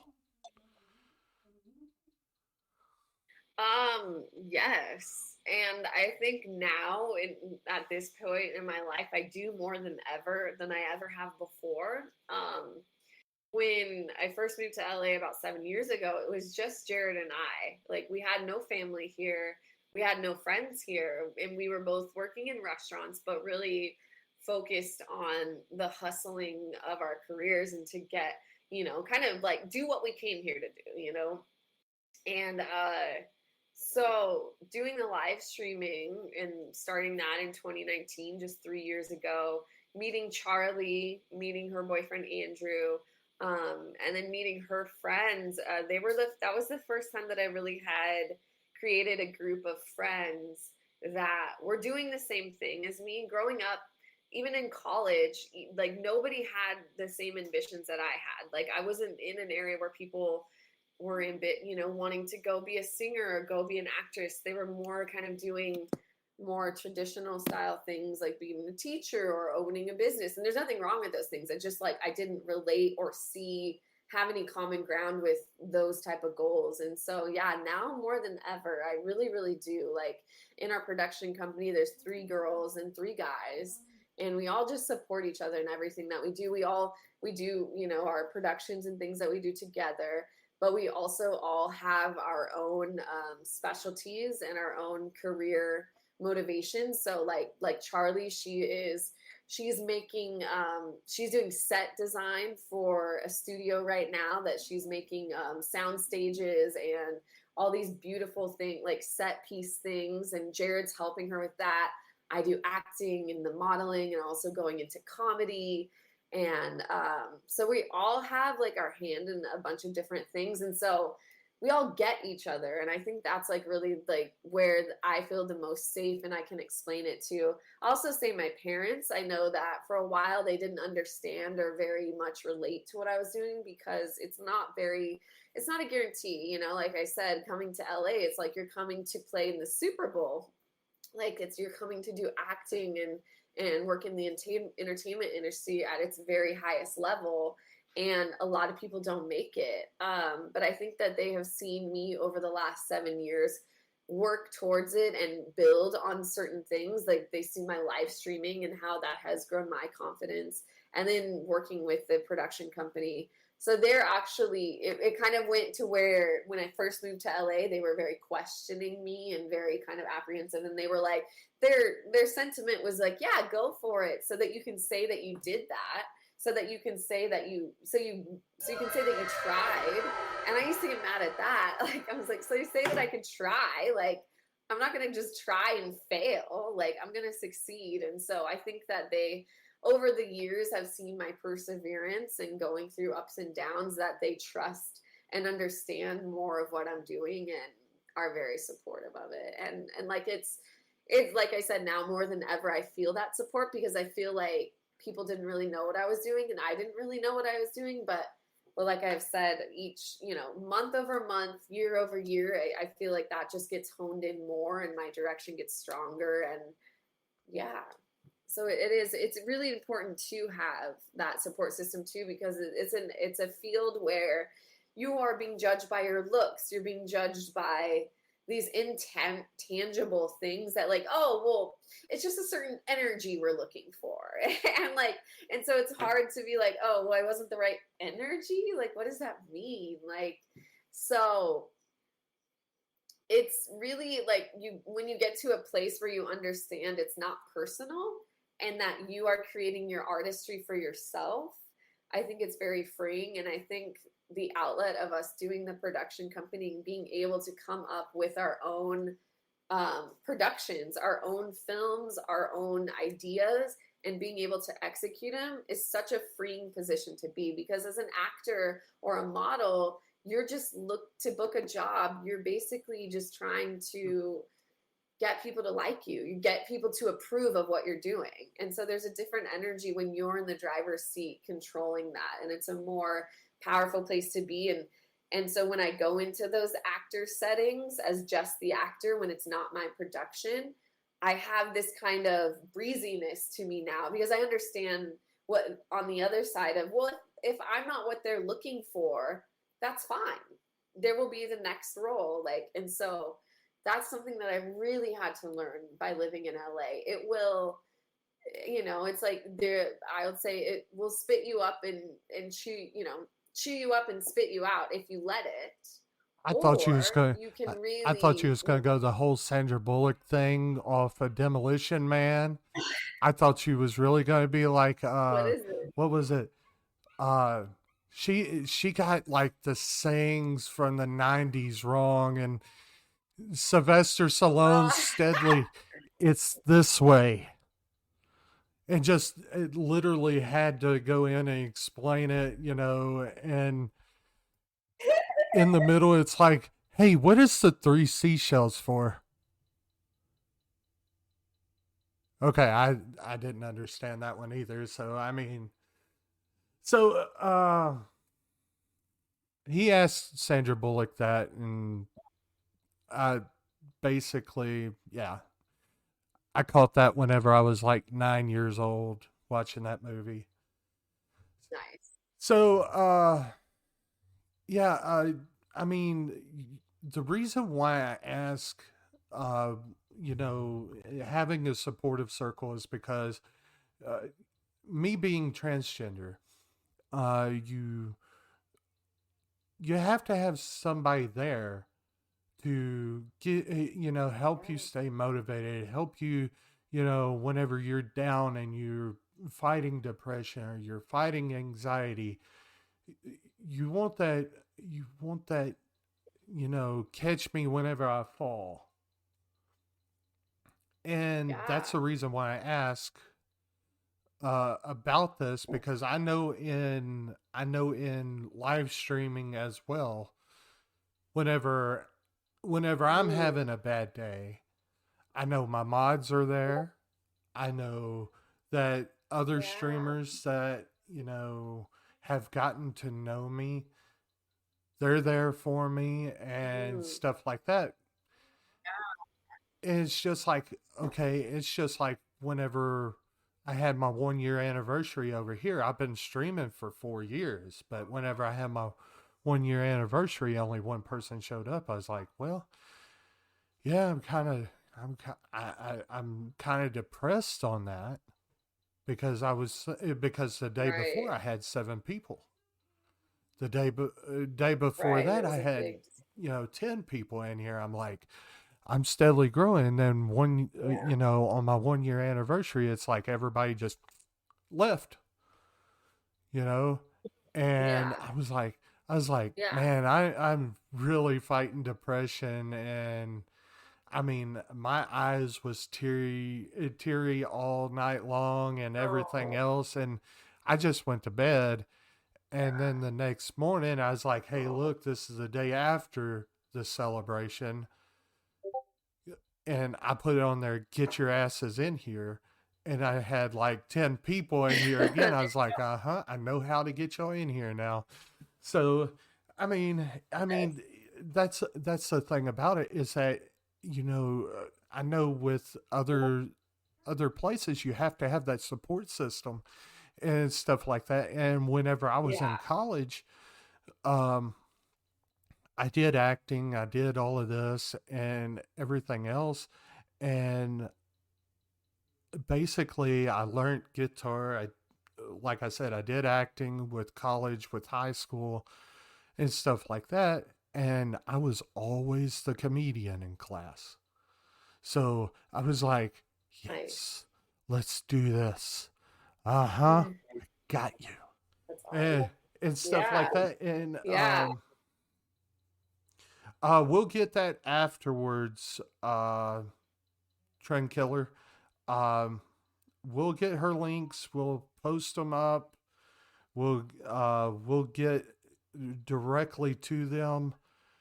I mean, literally, that's what we're gonna have to do. Yeah, they'll be coming. They'll be in the announcements from me whenever I get them directly. Nice. Yes. So yes, but like you were saying about the comedy and like making, when you like you naturally kind of fill that space of being the funny one, and you get people to laugh at you, you're like, oh, this is like the best drug in the world. Like, it's so like addicting, and like the coolest thing. Like, I was a class clown. I mean, I've gotten sent to the office like 50 million times for making everybody laugh. And then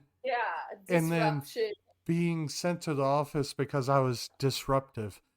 I'm like, and then I told my mom and my dad, because my dad was still alive at this time. I was like, hey, look, I would love to be, I would love to go out to LA, and I would love to pursue acting and stuff like that.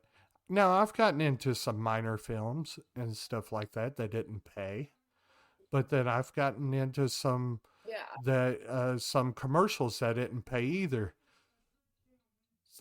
Thanks a lot, wrestling. I mean, they used me, but they didn't pay me. I feel like I'm not a part of OnlyFans now. But yeah, I got to start somewhere. We'll put my unpaid stuff on OnlyFans and see if it sells. It gets some viewers. It's a 2014 commercial, but it's still in use. Nice. So, okay. Now, I'm probably going to get flack from this in the chat, but I'm going to ask you this, and I'm going to give you the reason why and stuff like that before you answer. Looking back at your career, or in your career of your, looking back in life at your career, is there anything that you either regret doing, or you thinking, hey, I shouldn't have never done this? And the reason why I'm asking is because sometimes going and doing like acting and wrestling and music and everything, you have to walk the proverbial talk with that devil to get into that spotlight. Now, was there any times where you really regret doing something, or really, okay, hey, look, well, maybe I shouldn't have done this, or what, Yeah. Truthfully, that was when we were going over the questions. That was one that I was a little stumped on, because I don't think so. I think that I have been, like I said, when I was going through college and stuff, or before getting into university, picking my major, I like danced around going straight into acting. And I was like, no, I'll do journalism, so that I'll be like entertainment industry adjacent, but not like fully in it, And then doing the music documentary was super cool. I feel like, I don't know, like I feel like I've kind of just like done, like the only regret I think I have is like not jumping in full force and doing it earlier. But like, I don't really like to live life like that, and so I honestly feel like everything that I've done, like, to get to this point has gotten me to this point. I mean, like, that's just kind of the truth of the matter. And I think that I'm proud of myself that I maybe didn't start something like, go, because where I worked in Bel Air too, there was a lot of people that would position you, or what is it called, kind of propose things to you. Well, if you were doing this, and you could be my girlfriend in this way, and I would pay you, or like, you would just have to come do these certain things, and it would be like acting, and you're kind of like, yeah, no. And so I've definitely had those kind of offers, and especially working in a place like Bel Air, just the ceiling of money there was insane. And so they would see people like me, and obviously, yes, no, God. So I guess I'm proud that I never did anything like that, and that my time is, they always say like overnight success takes like 10 years. And I feel like I'm at the place in my life now where like I've had a few roles in TV this past year in some big TV shows. I was in The Dropout. I'm going to be on season 2 of Perry Mason on HBO Max, and I'm on Hunters 2 on Amazon. And like, they were small roles, but it's on big sets on big streaming platforms, and it just looks really good on my resume. And like, I just think that small chipping away, and always kind of coming back and honing more skills, meeting new people, collaborating with new people, and growing your networking has really done well for me. And so that my overnight success, I feel, will come soon and come quickly. And I didn't have to do anything that I regretted to get to the that reason place. why I was saying is because I bring up a Twitch streamer, and I think she now regrets doing what she did, even though they brought her more money. Well, I'll say it like this: any type of, I mean, Twitch was made for like stuff like this, or stuff like gaming and stuff like I do on a normal basis. It wasn't really Yeah. brought up for hot tub events, and it wasn't. Right. I mean, there's different sites for that. I mean, OnlyFans. 100%. But the thing is that she she made an OnlyFans account. She made millions and millions of dollars on OnlyFans, and then all up and up, and she Wow. quit. The Amaranth is who I'm talking about. So Okay. I mean, that's the reason why I was like, okay, was there anything that you regret doing? I mean, whether it be like you was talking about broadcasting and stuff like that, because I could see you in those type of jobs, but I don't think I could see you Yeah. being happy at those type of jobs either. I mean, not even Yeah. TMC, you know, Right. because I Yeah. would think that you would be happier like on the set of Supernatural, or on the set of The Yes. Flash, being Caitlin Snow's Yeah. alternative.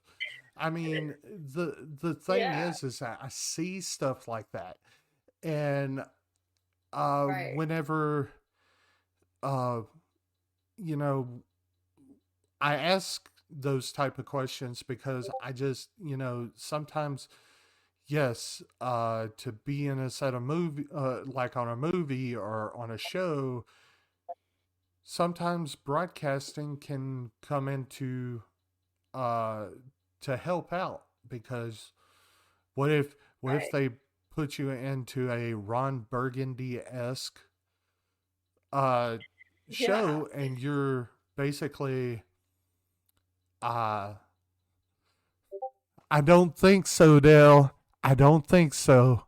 By the time you get to those hot tub points, I won't be streaming no more. That's hilarious. uh Yeah.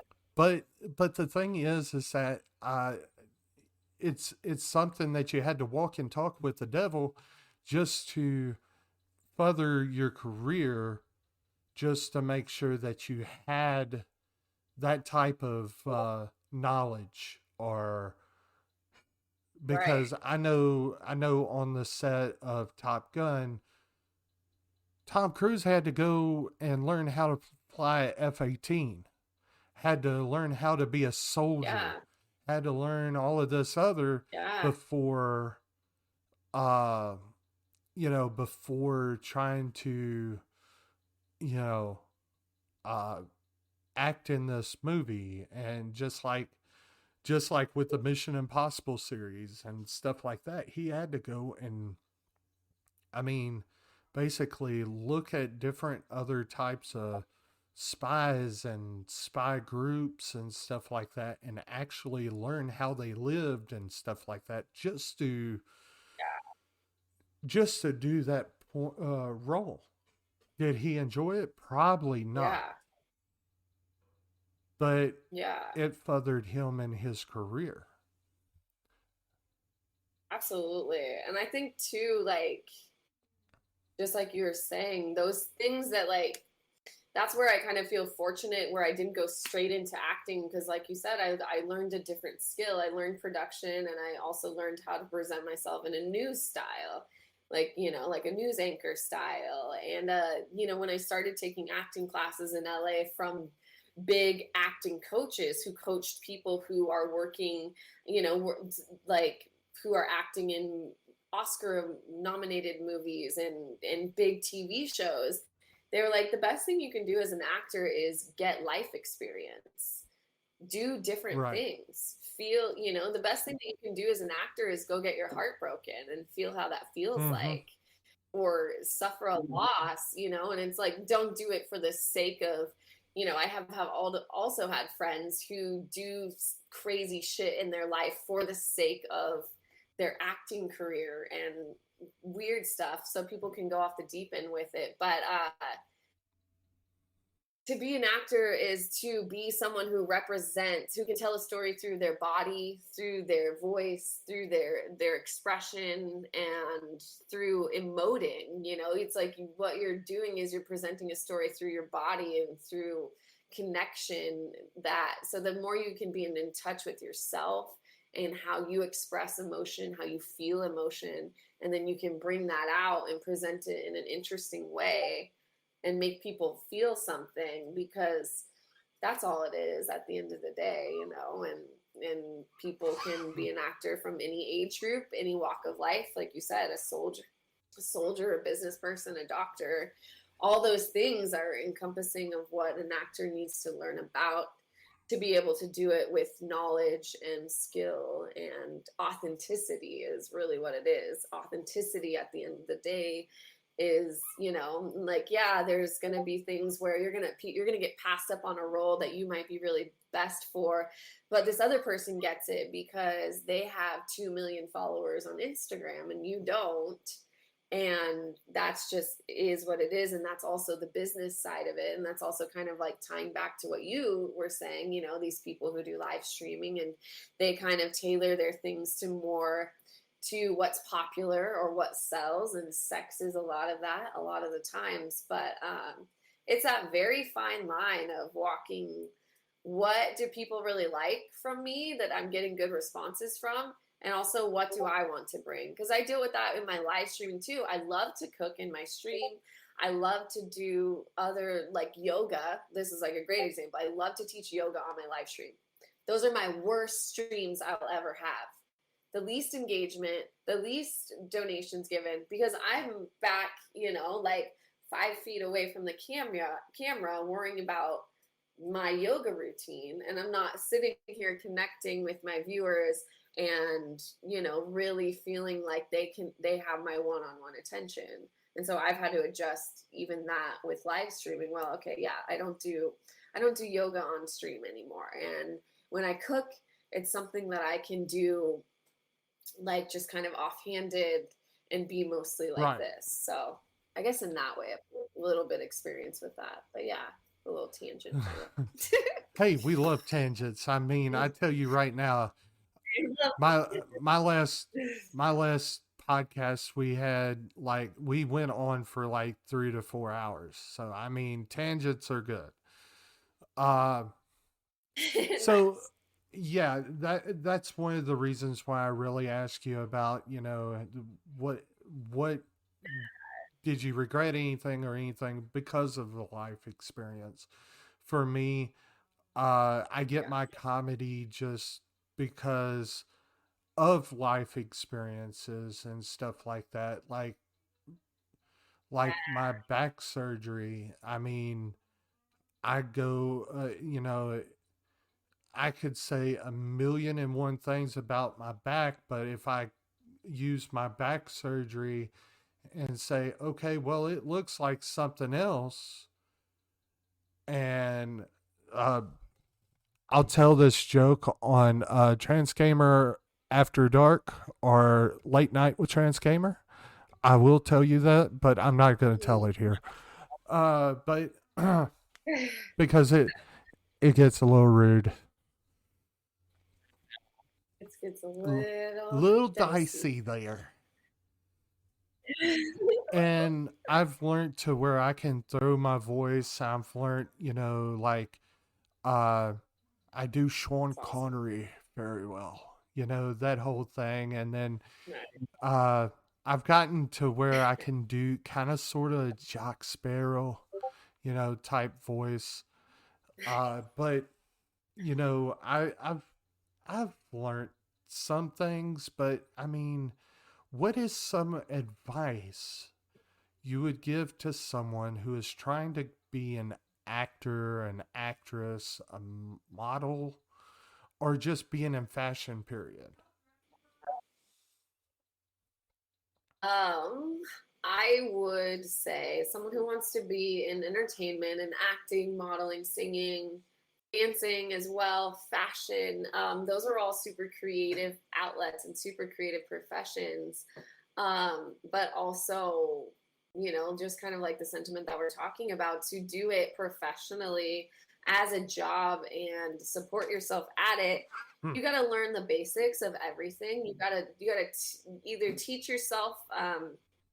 YouTube is freaking amazing for learning, and I use it for like doing accents, learning different like tricks of, because there's a difference between theater acting versus on camera acting, and if you want to be on TV and film, you need to know the ins and outs of that. You need to be still on camera. You need to emote with your eyes. You need to be small when you need to be small, but be big when you need to be big. And so it's just really getting that training down first of all, and then as soon as you can, like I think training coupled with working in the industry that you want to be in any capacity, even like in fashion,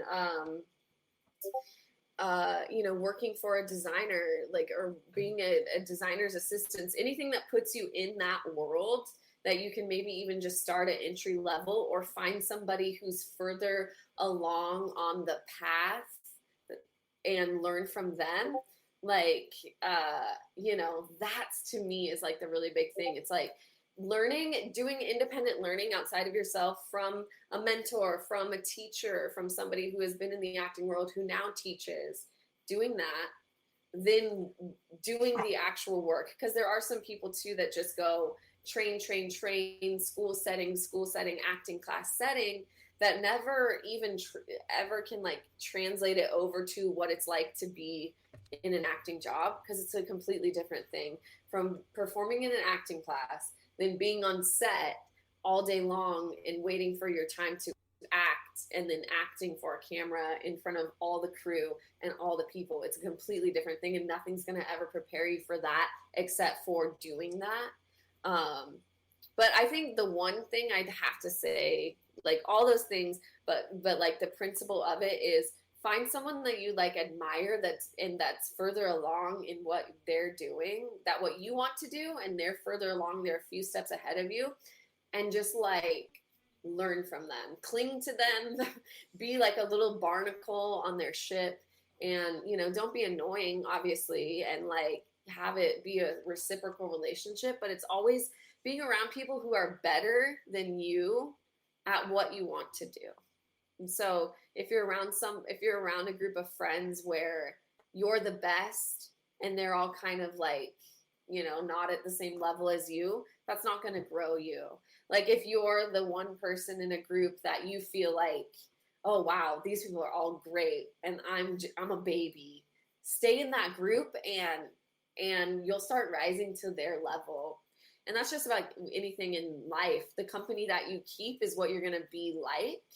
So if you want to be great, just kind of strive for those circles of people who challenge you and want the best for you, but also aren't just going to be, oh yeah, you're great, like that they like push you.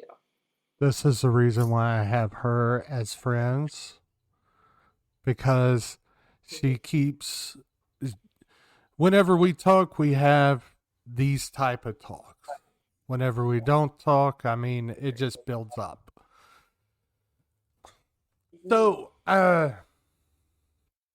is there, like, going back to live streaming, and I know I don't have this question, just, so would you say to that certain someone to go get into live streaming, get into YouTube, get into this, get into that before they make their way to, let's say, New York or LA for acting? Would you say that, or would you say like just come out to LA and let's see, if you got it, you got it. If you don't, you don't, go home? That's a great question. That's hard to say. And everybody, like, I don't think you have to just be in New York and LA. I know that there's a lot of pockets nowadays. Like Atlanta has a huge film scene. Texas has. North Carolina.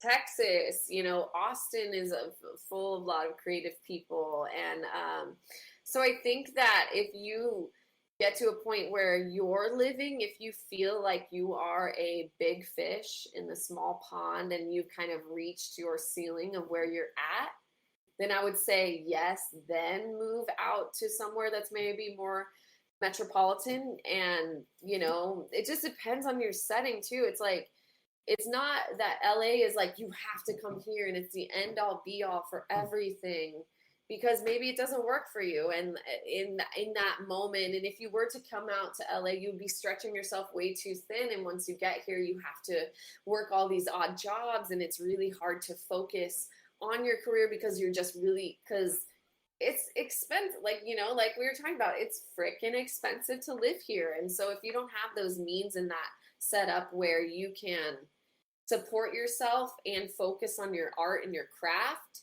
it's a lot of focus on just surviving, and that will burn you out, and that will take your joy, and that will make you want to move back home so fast if that's kind of what situation you find yourself into right off the bat. So I would never encourage anyone to just at any stage say balls to the wall, let's sell everything, I'm going to LA, I don't know anybody, I don't have any money, but I'm gonna make it. I think that's But what if you're the Beverly Hillbillies?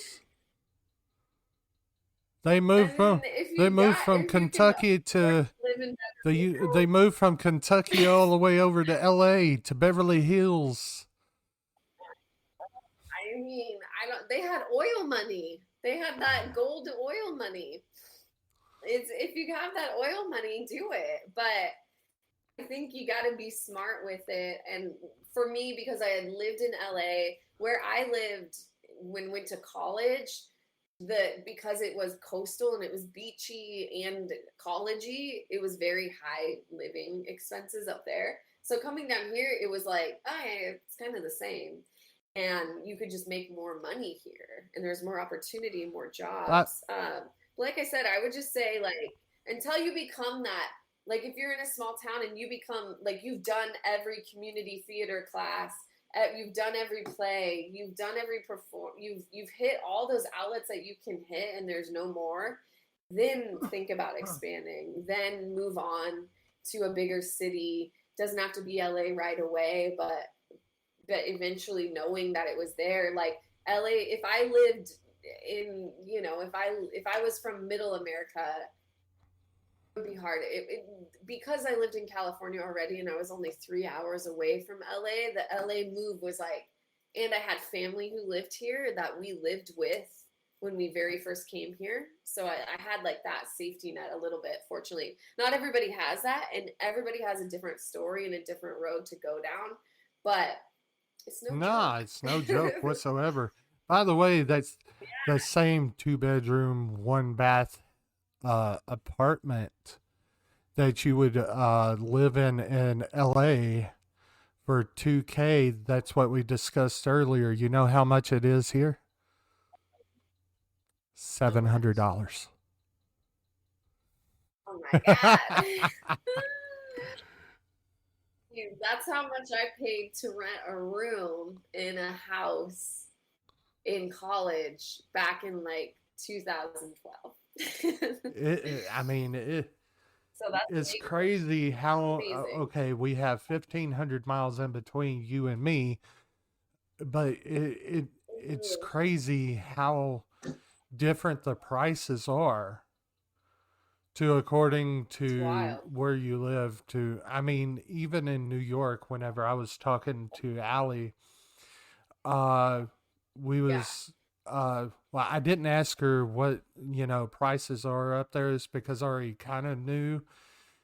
For that same one, or even a room that's called a floater room, not kidding you, floater room, which is like maybe about the same size as my bathroom. It's a closet. My gosh. They want $2,000 for. Same size as my bathroom. They have a folding mattress that comes out of the wall, and basically a little kitchenette and then a front door. I'm like, really? Yeah. $2,000 for being up there. But yeah, I have a lot of friends in New York, and it's that to me, New York is even more hustle, more you gotta grind to make it, like hit the streets, like you better have, you better be making your money. Like to me, it would be harder in New York. And also the weather isn't nice all the time. At least here it's sunny pretty much every single day. We don't have a lot of rain and it's dry. sunny and 95 all year long. Yes, exactly. Because you get that coldness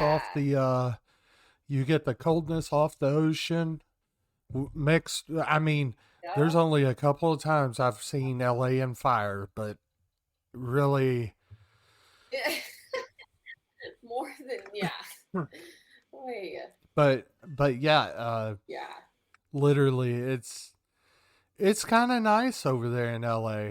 I mean, I've been down to Compton, I've been to Long Beach, I've been to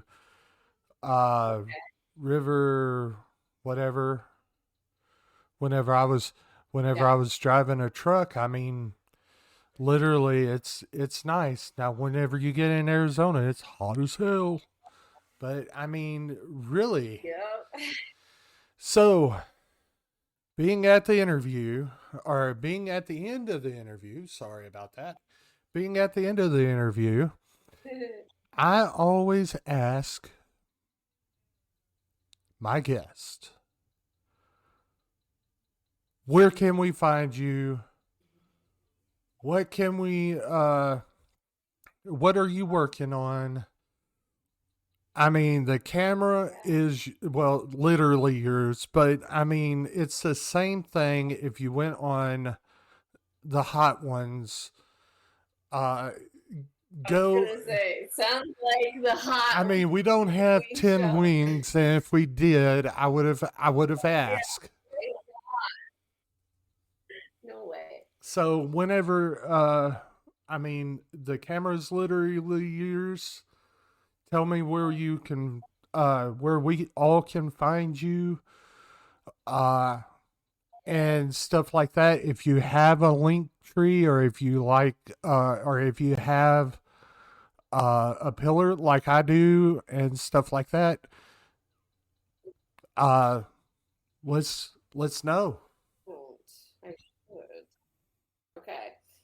Well, you can find me on Instagram at Eden Marie. It's just like that, Eden Marie, no space, and then it's 4 E's instead of the 1. So it's Eden Marie EEE at the end. That's my that's my Instagram.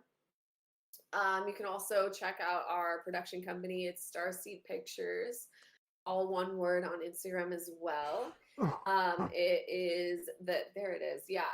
I just typed it in the chat. Perfect. TikTok, I think it's Eden Marie with 5 E's. Starseed Pictures. The starseedgroup.com is our website. Like I said, I was on a few episodes of Perry Mason too. I don't know when that's coming out. I don't know what episodes I'm going to be on. It's one of those things where you're an actor and you just do what you're told and you show up when you show up. But I will be on season 2 of Perry Mason. It's on HBO Max. I'm really proud of that. And also, do they have the same guy that did Perry Mason do Perry Mason again? Like a much older version? No, actually. I think it was older, yeah. And it's set in the I don't know much about the older one, but it's set in the 1930s and the early 40s. So the costumes were amazing. The hair and makeup were crazy fun. So I'll be on that. I'm pretty sure it's going to come out in like the fall, but I'm not positive. But yeah, other than that, I also live stream on Pacocha. It's called Pococha. Maybe you can write that there.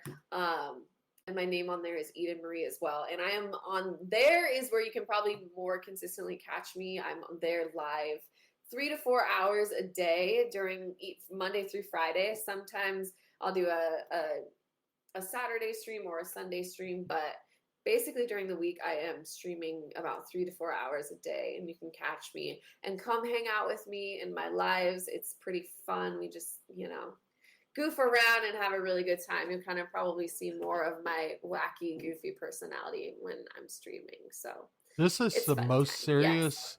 Yes. Oh, This yes. is the most serious I've ever seen Eden ever. I know. You got me in my serious mode. Also, my husband's yelling at me. I'm on a new app called Sparks. It's Sparkze. It's unfortunately only for iPhone only at this time. So any iPhone users, if you have that, you can download it. And I host a game show every Monday night at 7 p.m. Pacific Standard Time. So 7 p.m. Pacific Standard Mondays on Sparks. Pacocha, pretty much 3 to 4 hours every single day. So if you download that, you can find me. But yeah, it's been really fun, and your questions were awesome. It got me thinking about a lot of stuff and got me inspired and motivated. So Thank Oprah for that. thanks for having me. It was really fun. Yeah. But yeah, I really want to say thank you for coming on. Thank you for being our third guest. Absolutely. You was actually supposed to be the fourth guest, but our third guest had a computer to go down. So literally, thank you so much. Love having you on again. If you want to, by the way, I consider myself an actor. I don't care what anybody else says. But if y'all need some y'all see you need some random fat person, I'm here. Nice. Awesome. We'll keep you in mind for sure. And literally, I want to thank everybody for coming in. Just letting you know, and Eden will tell you the same thing. Without y'all, there's no us. Absolutely. Yes, There's 100%. without y'all, there's no us. And y'all make our days, whenever you come in and you talk, you make our days so much better. Because we could be coming in oh my God, I have to do this again. And then literally the first person that shows up and says, hi, that really helps us. Well, anyway, I am going to send us to the Raven Armed to raid him. He does a Jack Sparrow really well. So let's go over and let's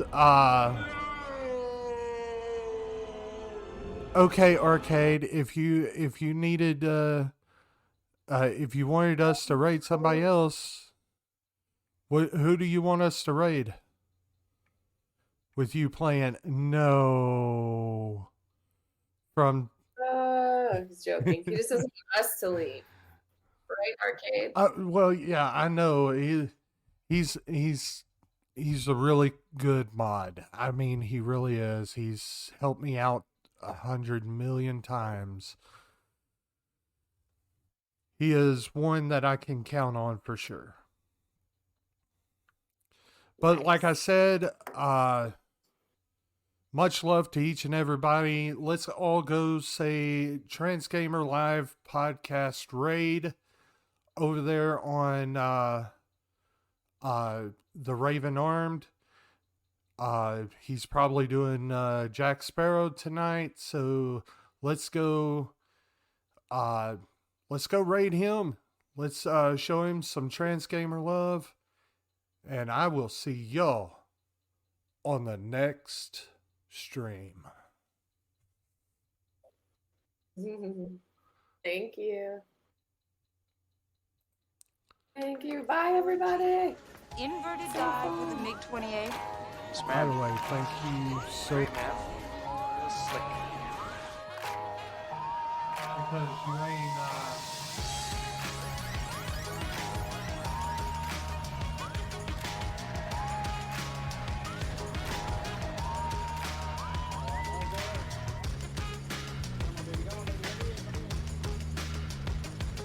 Ah!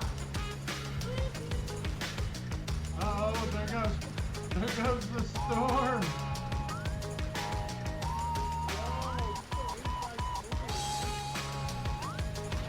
Oh yeah. Just want to manage expectations.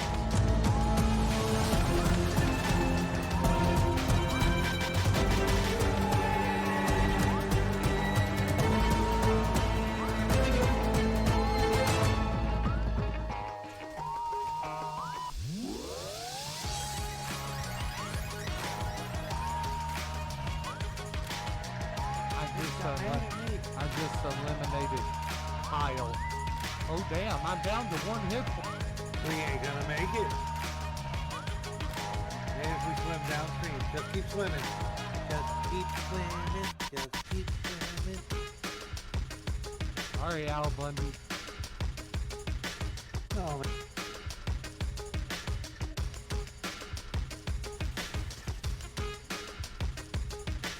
I'm a-coming.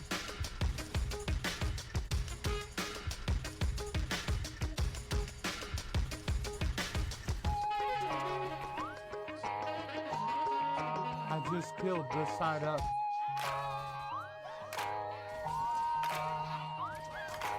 I pistol up the bitch.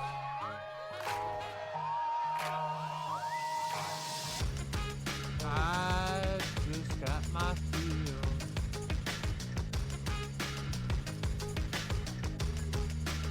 Is dead. Nice storm. Oh, yeah, my leg.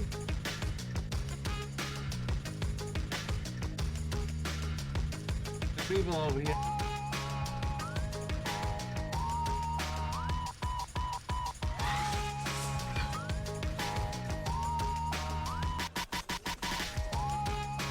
Shit. On down.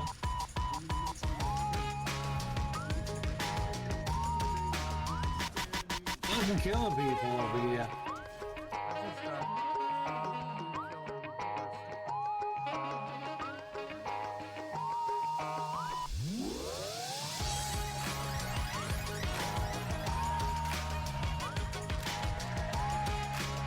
Get down.